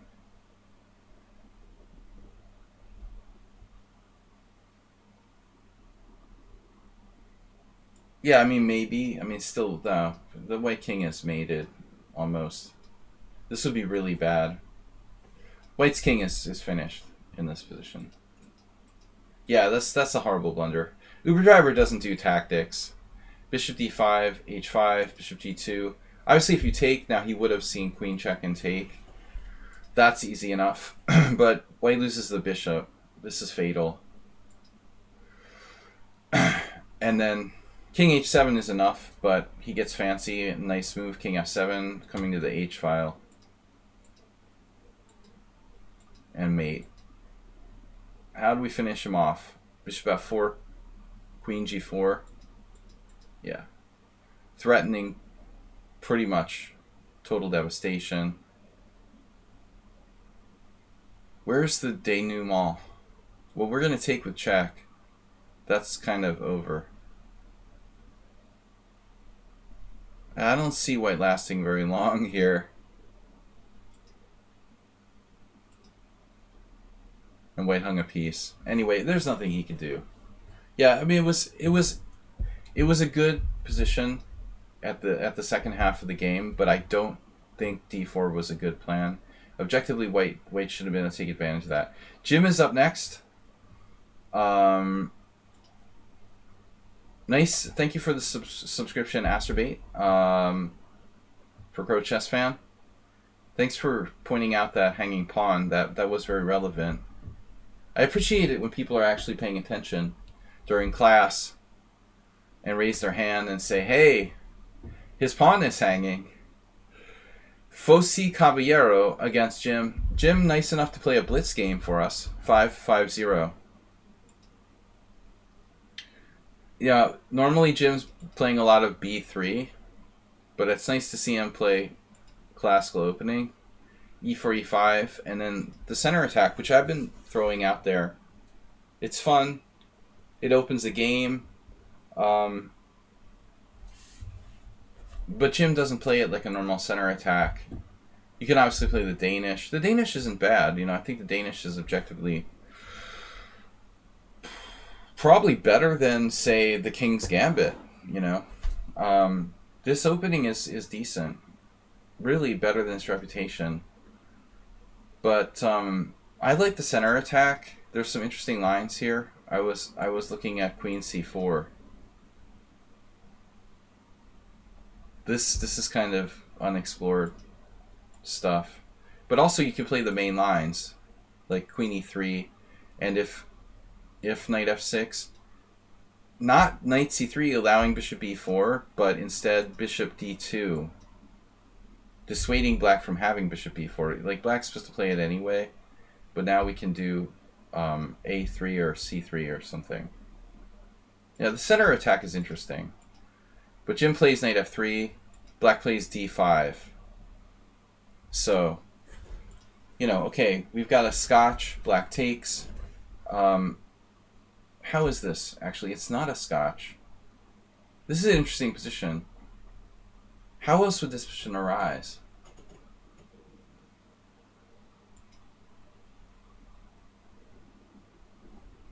So it's not a scotch. I keep calling it a scotch. So I thought it's interesting that black played d5 here. Unexplored variation. But look at the guy who played black. Alterman has a game here. Pedro Lescano. A whole bunch of 2300s. No, this move looks interesting.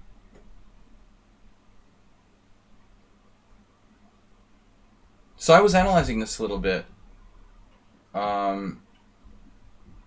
What's the best move? Pawn takes d5, is it? Or queen takes d4?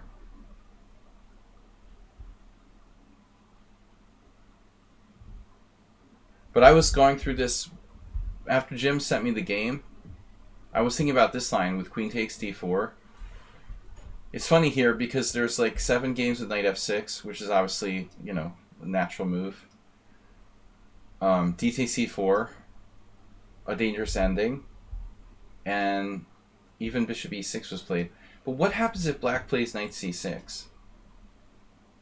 Theoretical novelty that's never been played. It's not so simple. I looked at this. Queen d5, pawn takes knight b4. And it doesn't seem like white can really prove an advantage. Check, bishop d7, king d7. This is hanging. Juicebox Wizard, welcome. So I don't know. This seems kind of materialistic. Maybe Jim's right. Maybe e takes d5 is better. Queen takes d4, knight c6. There is a move, bishop e5. I didn't analyze this. So I guess this is probably critical. Okay, so now it's some weird endgame. Takes. Bishop takes, check, takes. Yeah, this is not convincing. I'm not convinced by this. It looks like something our own Hungarian Ivan Farago would play for a draw with black. Queen takes e4 check, queen e7. So maybe Jim's move is better. But I think the d5 is worth a whirl. If you want to throw out something kind of different. So he plays e takes d. Now knight f6 is possible.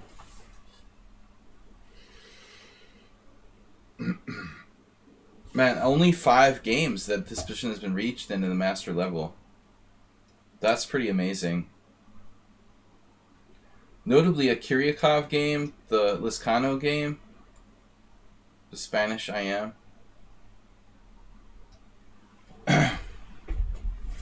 I mean, obviously, queen takes d5 is his standard type of move. So knight c3 fails to queen e6 check.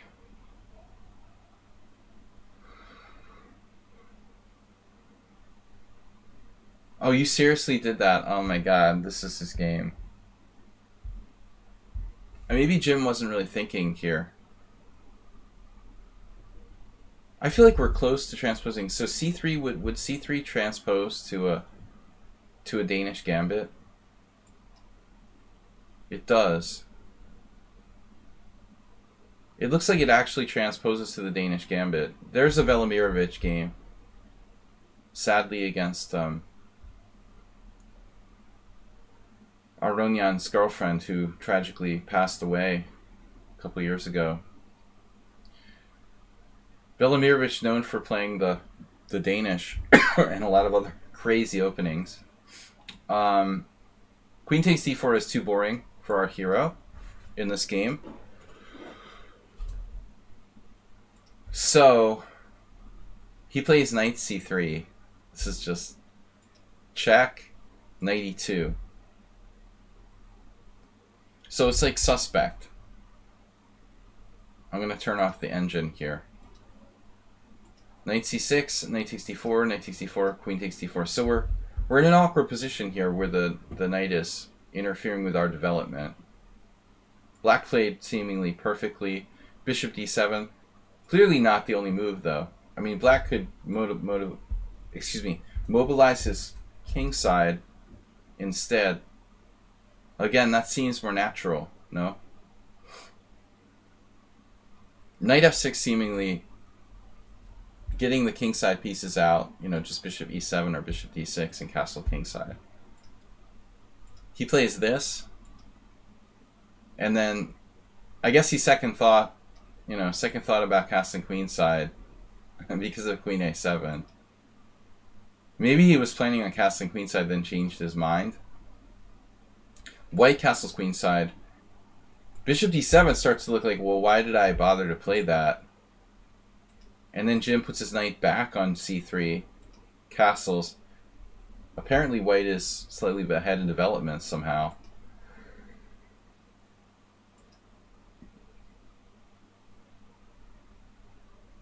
Difficult call. But I mean, maybe queen b6. Queen b6, queen b6, cb6. It seems to be okay. On f5, the queen's a little bit more exposed.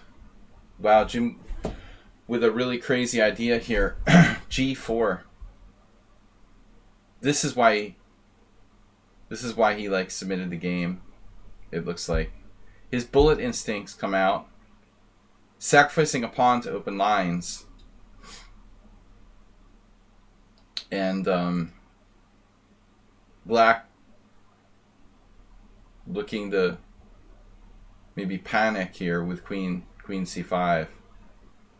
Do we have g5?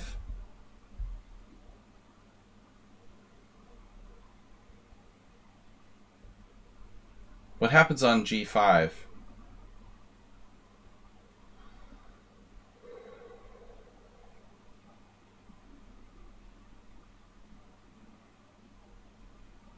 Is it maybe knight h5?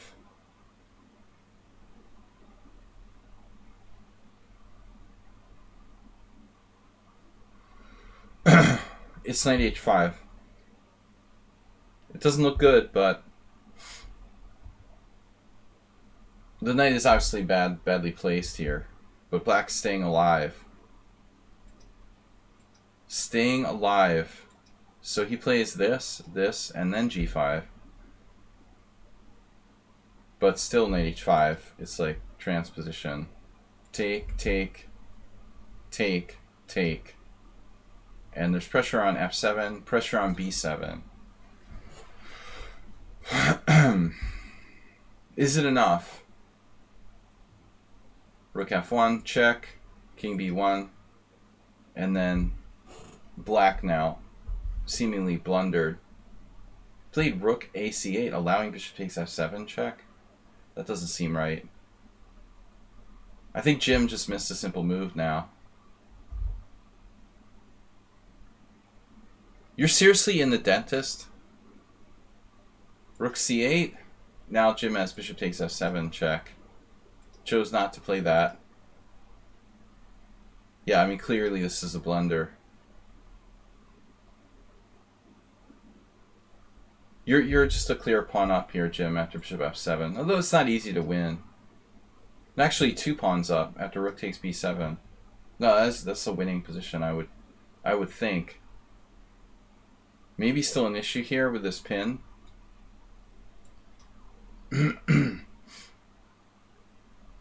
But probably not a big deal. I don't know. I imagine that white is close to winning. +4. +4 should do it. So, blitz game, we missed it, and then he plays this. And now black's just hanging on. The pressure just mounted on f7. This is a nice move. Now knight f7.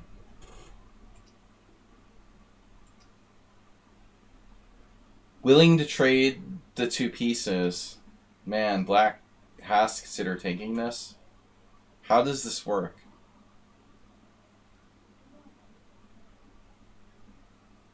Is this a bluff? I mean, is this working?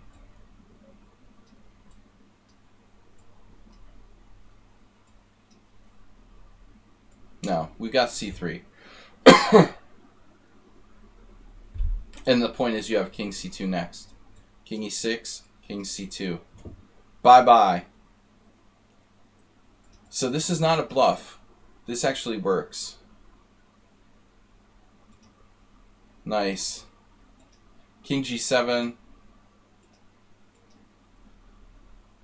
Yeah, I mean, objectively, we don't really want to trade this. So it's likely that white has something better, I guess. Perhaps knight g4. I mean, I feel like here, black has really legitimate chances to draw now. Doesn't mean he will, but he might. Yeah. So that was unfortunate. Then black dropped a piece, which wasn't unfortunate.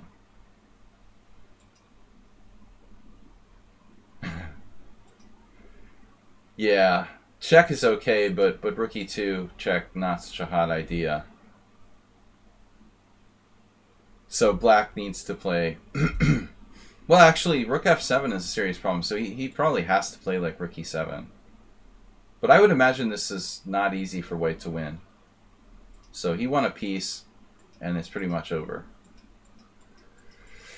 All right, Jim, interesting game, interesting opening. You know, I like that. We've got Excel Poker.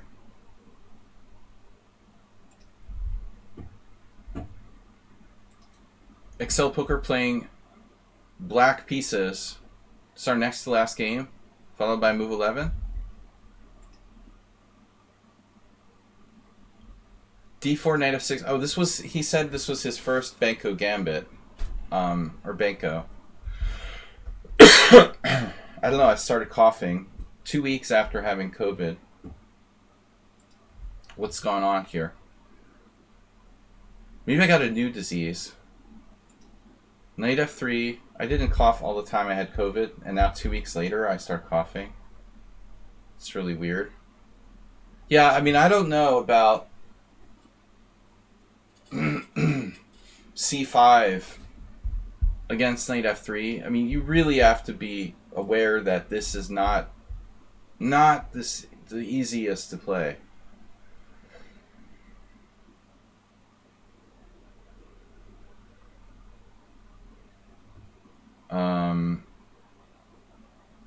B5.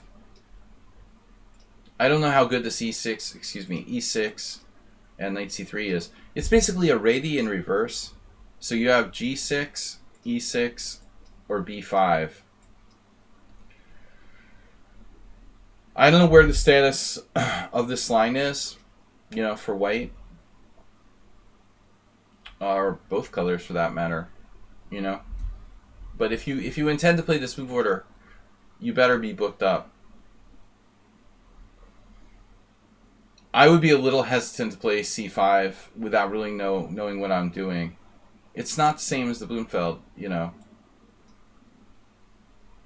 It could transpose to a Blumenfeld if white were to play c4, obviously. But it's probably better than the Blumenfeld, for white. Honestly. This line has a kind of shady reputation for black. I mean, if you really want to be on the safe side, maybe just playing Benoni, Schmid-Benoni or whatever. The problem is white doesn't have to play c4. I mean, strong players are going to play knight c3 if you try to play g6. A lot of weaker players don't understand that, but I mean, knight c3 is a stronger move than just transposing to the Benoni. All right, g3. Instead of g6, knight e4 is possible. What? What? Knight e4? Not here. You're talking about this? The vulture? It's like accelerated vulture? What is that?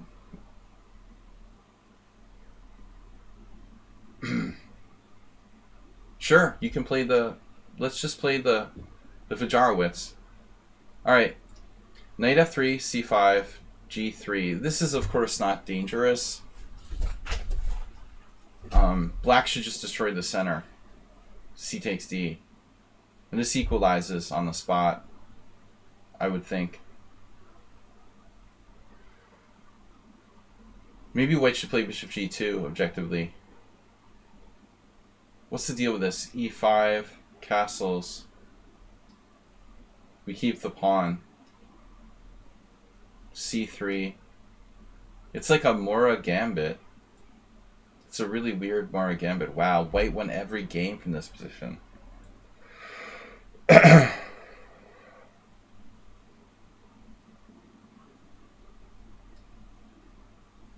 Interesting. Black doesn't have to take that pawn. It's a tricky line. Interesting gambit line.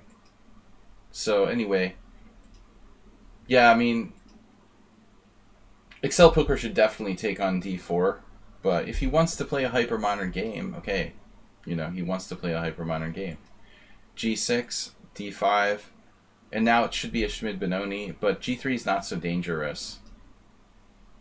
Actually, at this point, I don't even know if knight c3 is even good.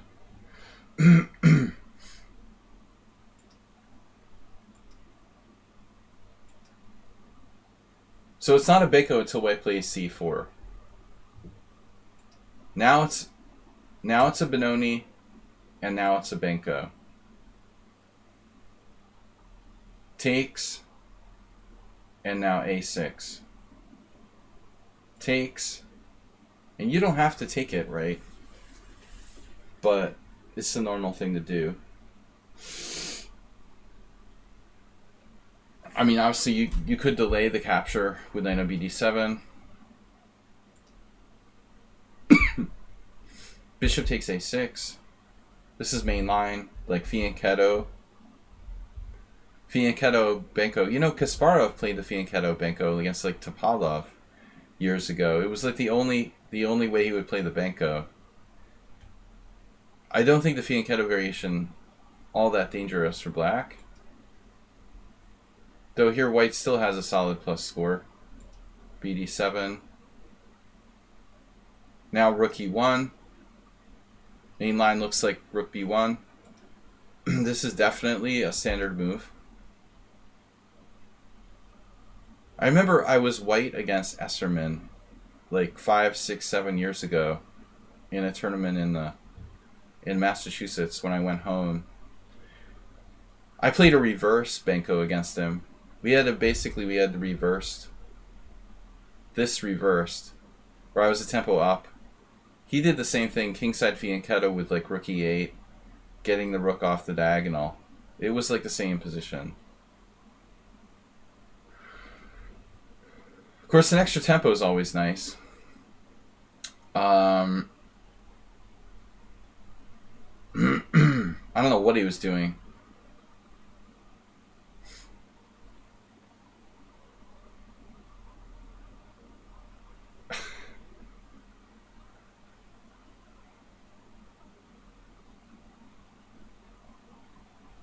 Yeah, no, I mean, it was a crazy game.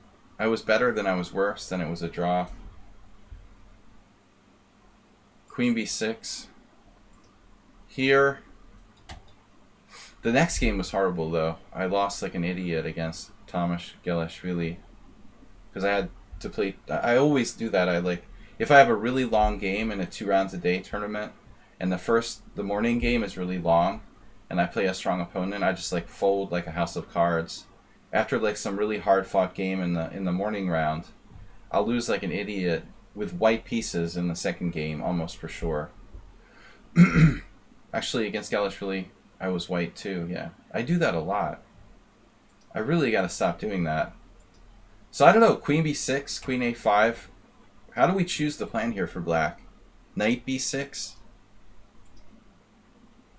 I have a fetish for like putting my queen on a8, but it's probably not good here. I guess queen b6 is normal. I think this is more common. Wait out some, yeah, puts the bishop on c3 and wins. I think that's more in like the other lines. I don't know if that's how it goes in the fianchetto variation Uber driver. So queen b6, e4. Yeah, now you have knight g4, knight e5, knight e3, which is standard.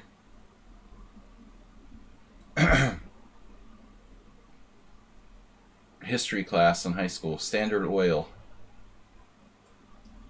Yeah, I mean this is just kindergarten maneuver.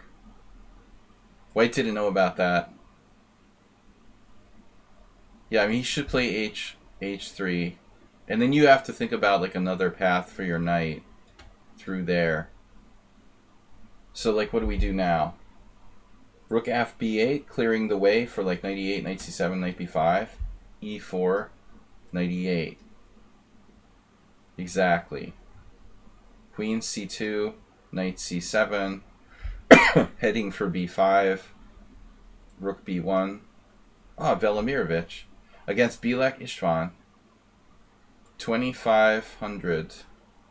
Yeah, I think this is correct play. Yeah, he needs to get his bishop to d2 and c3 like Uber Driver said. Yeah, that's what happens. White should have played... Well, this is a threat now.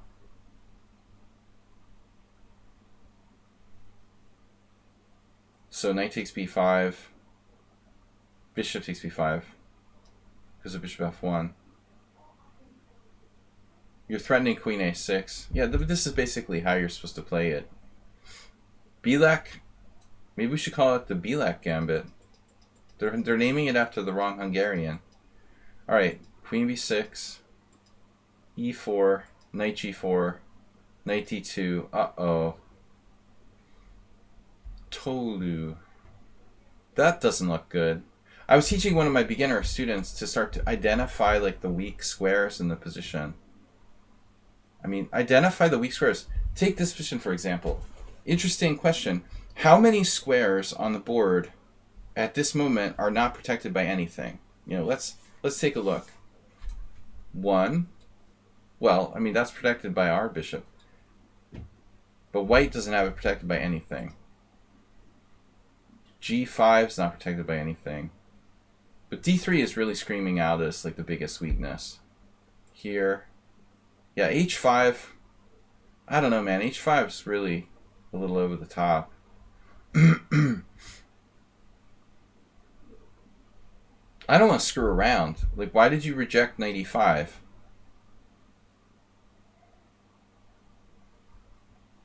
Yeah, g5 and d3 are the only really weak squares. I guess if you want to be really crazy, you could do like your other knight to e5, and then when he plays h3, sack a piece or something. I don't know if this is sound.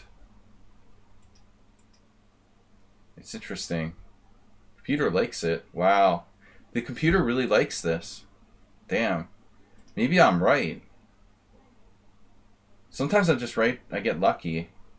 The best move is knight on d5.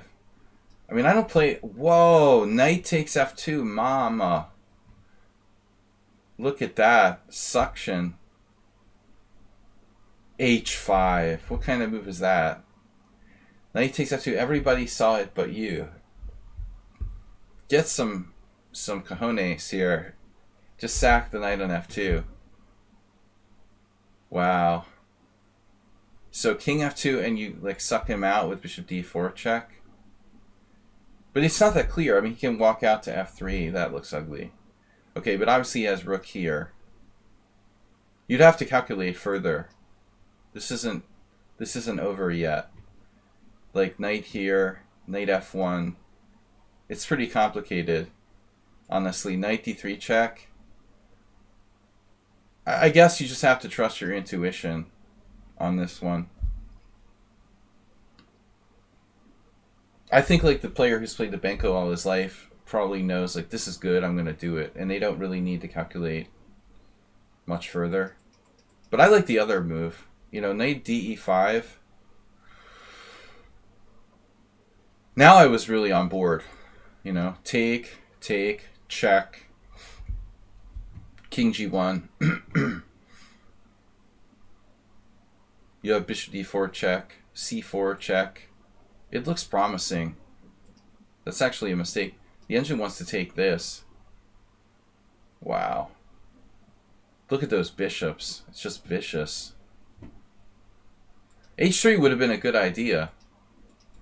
Yeah, but he played h5, taking it easy on him.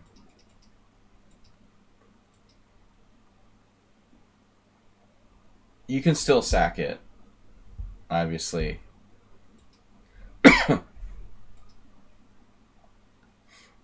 Yeah, I mean, White's position has a lot of weaknesses. And then, like, even just h4. I mean, just simply h4 undermines his king side. I mean, even that simple move is strong. But you have bishop d4. I don't know if you want to give up your bishop.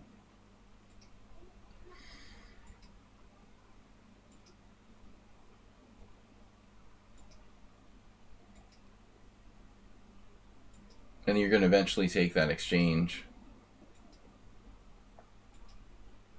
Damn. Yeah, all the pieces are working. He does take it, though. Always take it. Now you've got queen d4. Massively powerful, centralized queen. Also a good defender in this instance here.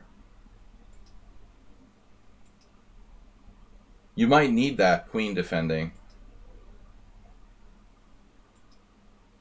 White has like bishop e4, knight e4. Give him a little bit of play. He just doesn't. He never did it. He never did his queen into d4. It might be too late now though, because knight e6. Rook f8 is good enough. Yeah, I mean you're just winning.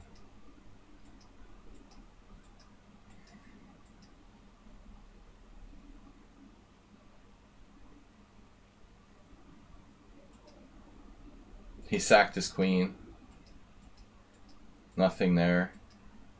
A little mate threat. Nice. Yeah, that was a good game. Played like a Benko natural. Our last game for today is move 11. But I've got to get the right game because he's returned it. No, exchanged. This is not Macy's. Exchanges cost like 200 bits, move 11. You realize that. I'm submitting a 5+3 game I played on lichess. Oh no, I'd like to change my submission for this one.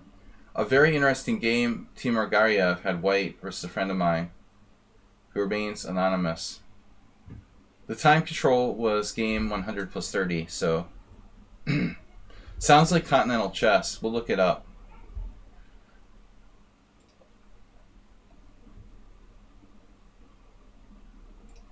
I don't know why I'm getting sick one day after getting over COVID.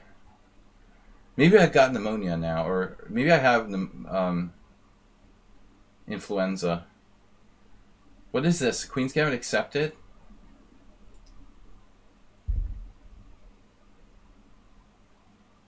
Alright, we'll just leave it in this window.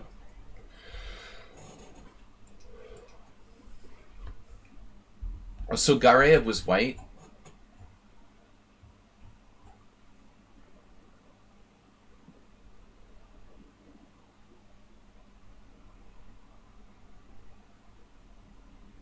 Yeah, this is white is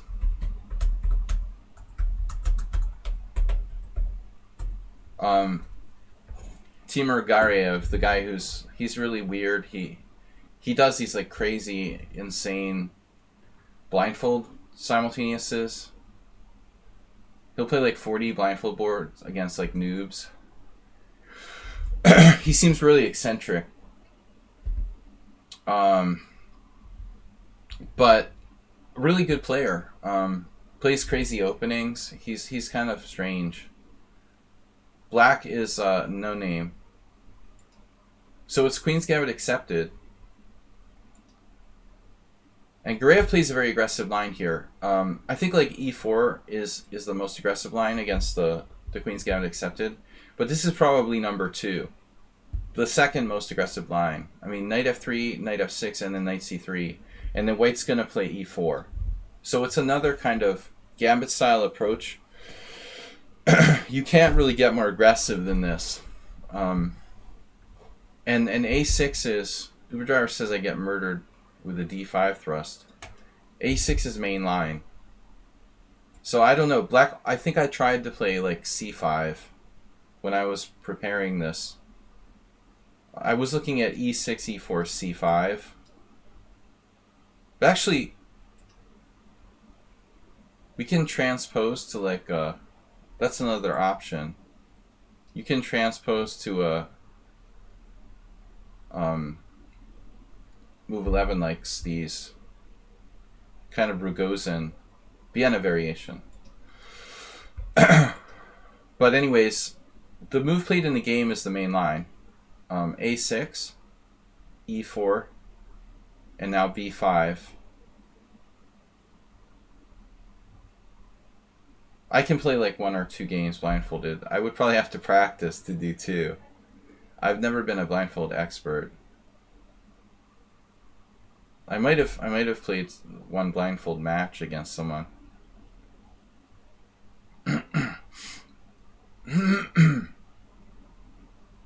Alright, anyway, main line, e5. So it's a lot like the Geller Gambit in the Slav. It's just like black has played a6 instead of c6. Which in one way is an advantage, that you have the open diagonal here. I studied this like a long time ago. The disadvantage is that like c6 better supports like the d5 square, so black has slightly less protection there. This is main line. Knight d5, a4, and then move 11, can we transpose to one of your openings? Like one of these e6 takes? Knight b6 or something? Come to think of it. Is that just a weird way of playing your line? They're playing my line.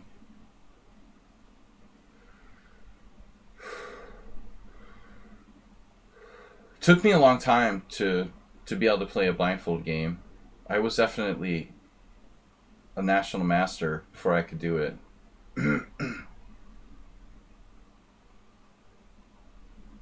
I was just thinking move 11, that's a transposition, right? Well, there are some similarities to Aliekin's defense, I guess. I was just thinking like this would give direct transposition to that. But I think the move chosen in the game is like, I don't know anything about this. Black has to be careful of this e6. This was one of the lines that I studied 20 years ago when I was thinking of playing the Queen's Gambit accepted. Black has like f6. I think this used to be considered to be... It's funny, this Belazarov guy who's the first game on the list. I had a game on the site against him. But it looks like f takes e6. Wow. That may be like a newer move. Looks like there's games in there from a long time ago. It's not so new. Alright. So bishop e7 is kind of risky because you weaken control of e6. e6 transposes to that other line, and knight takes c3 is like the main line. This is like a Geller gambit. B takes c. Sorry, knight takes c3, b takes c, c takes b5, and now knight g5. Clearly the main line. If e6, queen here, I am kind of out of book now.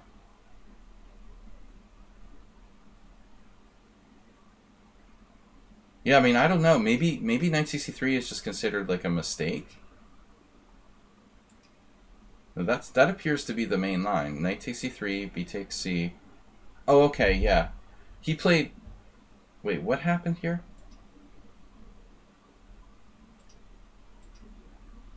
I'm a little confused. Black played c6.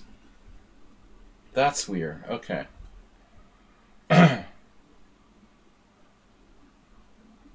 Right. I mean, what is he doing? He's transposing to the Geller gambit with c6? No, c6 is not usual. This is the main line. Takes, and queen d5. Or bishop e7. So I don't know anything about where we are here. c6 is an unusual move.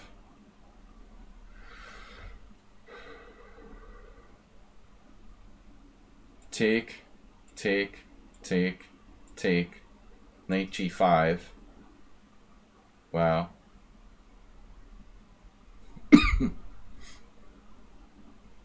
Interesting. So obviously if you play e6, there's knight takes f7. Knight f7, king f7, and queen f3 check, taking the rook at a8. So black has to be like, this is super dangerous. He has to be very careful. Rook a7. So we're following some games.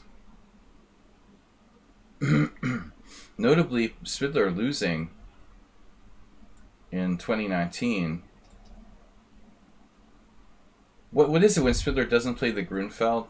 Is that playing for a win or a draw? Knight f7 anyway? Are you serious? Even Gareev wouldn't do that. So this was played naturally in all four of these games. Very disruptive move. I have no idea what black's going to do. I mean, if pawn takes, f7 is so weak. I guess your king runs out here, or what? The king will just try to run away.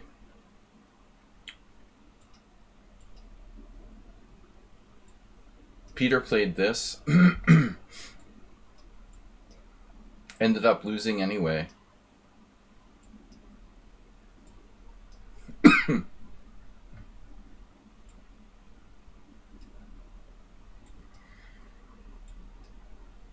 It's strange to see Spidler get kind of outplayed in the opening. White just has a really nice bishop pair here, even though he's down a pawn. But I don't know, Gareev either just didn't know it or he got carried away and he played d5. Certainly an interesting move, though.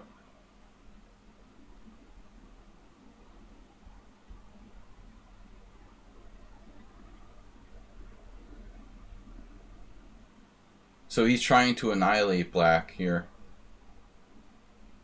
Now h6.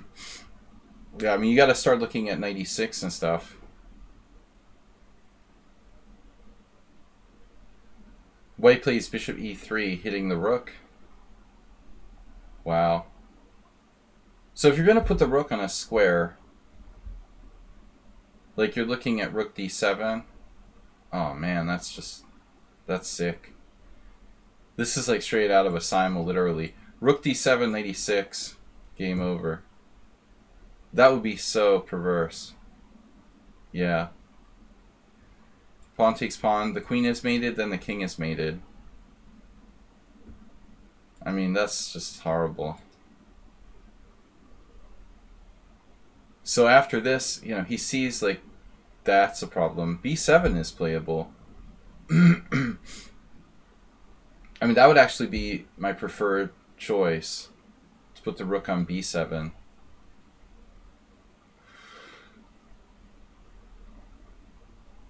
I don't know why he preferred this square. Now the knight is hanging. So Gariev sacks a piece now, like Uber Driver suggested.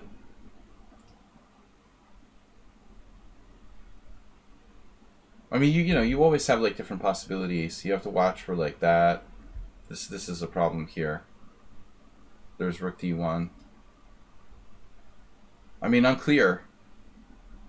But even this position would be messy. I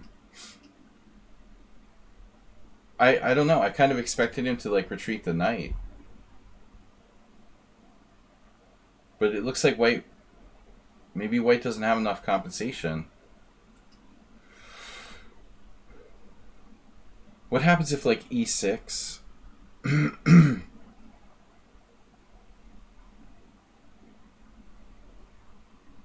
e6 is not enough.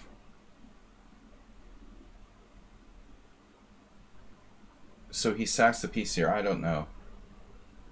It certainly looks interesting. Takes, e6 check. Obviously you have to go back to g8. e8 is just mate. And I guess the question at the end of the day is like, does white have enough compensation for this piece? You know, he's down a whole piece for one pawn. But black's like bishop on f8 can't move. His rook is totally stuck in the corner. White's threatening bishop b6.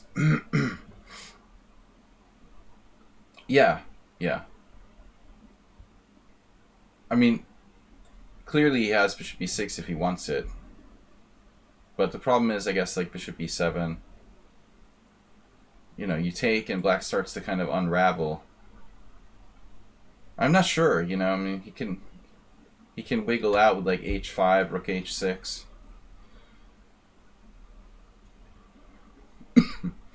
It's not clear. So Gareyev's like a maniac. He doesn't go. He plays queen h5. He doesn't go for the material. Now bishop b7.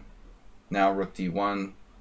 And now he no longer has the option to win material with bishop e6.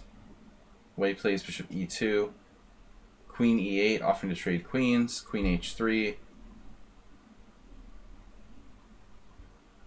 And we have ideas of bishop h5. Possibly rook d4. So he stops that. Castles. Bishop g7. f4. Which feels a little desperate, but man, I have no knight. You know, where's my knight? It looks like white is still better. Rook d8, bishop f3, and all of a sudden we have 3 connected passed pawns. That's a brave move. Here, here, here, here, here. Wow. It looks like white has like f6 in some moment. Yeah, it's a super insane position. I mean, d6 is coming. Why doesn't he have d6 here?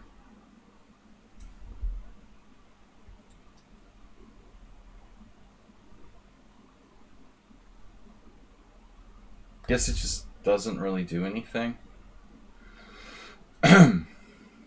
Black can always afford to give back a piece, like sack a knight on d7.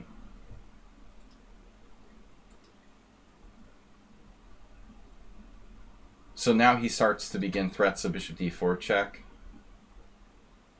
And black does, naturally. Black is willing to give back a piece now. And that's what happened. ED7. Queen d7, bishop d4 check. Man. The queen is hanging. So king h6.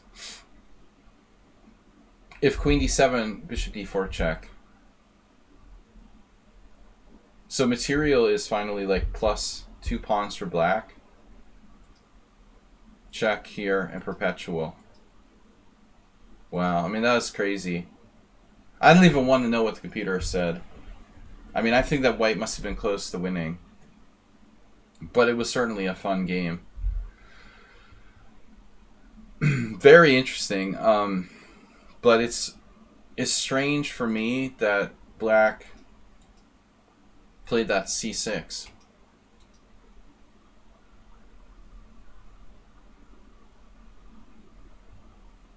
With c6, are we directly transposing to the Geller gambit? Knight c3, c6, e4, b5, e5, knight d5, a4. Normally that would be e6.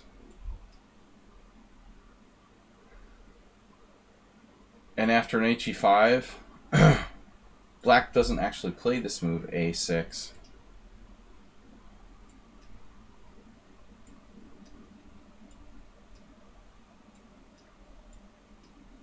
So that's the thing about this position, like a6 just isn't played.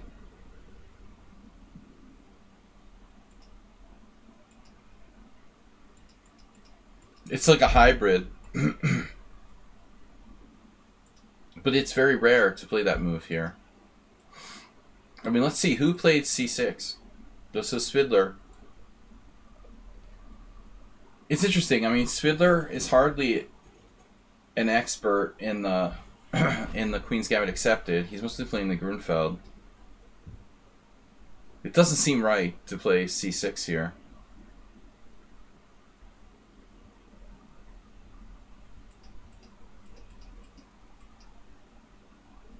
Yeah, if he played e6, he would have knight takes f7. So I don't know if black was like prepared. Castling is better for the heart. Exactly. Yeah, I don't know. Let's see what the engine says. Yeah, the engine prefers e6. So it looks like Gareev just, played the second best move. It's very complex. It's very possible he knows like e6 is the move, but he just wanted to try this. It looks like e6 is very strong. d5 is like a secondary refutation. h6 is best. Bishop e3 is best. Rook c7 is best. Oh, wow. So knight e6 instead.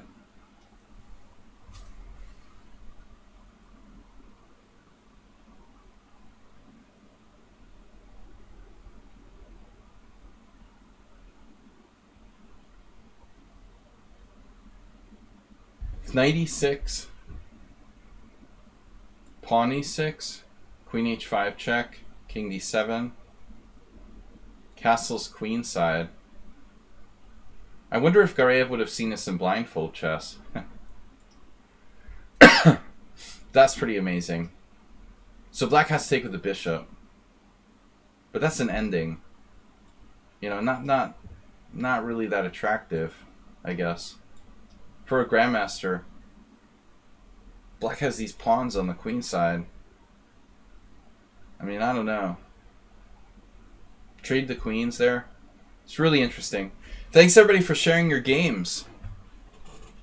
I will be back, hopefully, in I'll be back tomorrow morning with some blitz challenges against subscribers and everyone, friends, countrymen, and noobs. Thanks everybody for watching and tuning in. Thanks for your support, for subscribing. Thanks for the gift sub from Asterbait. Appreciate it.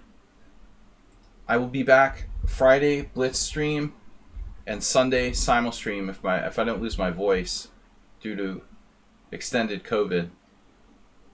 Again, guys, thank you. I'll see everybody later. Thank you very much for tuning in, my friends. Bye-bye.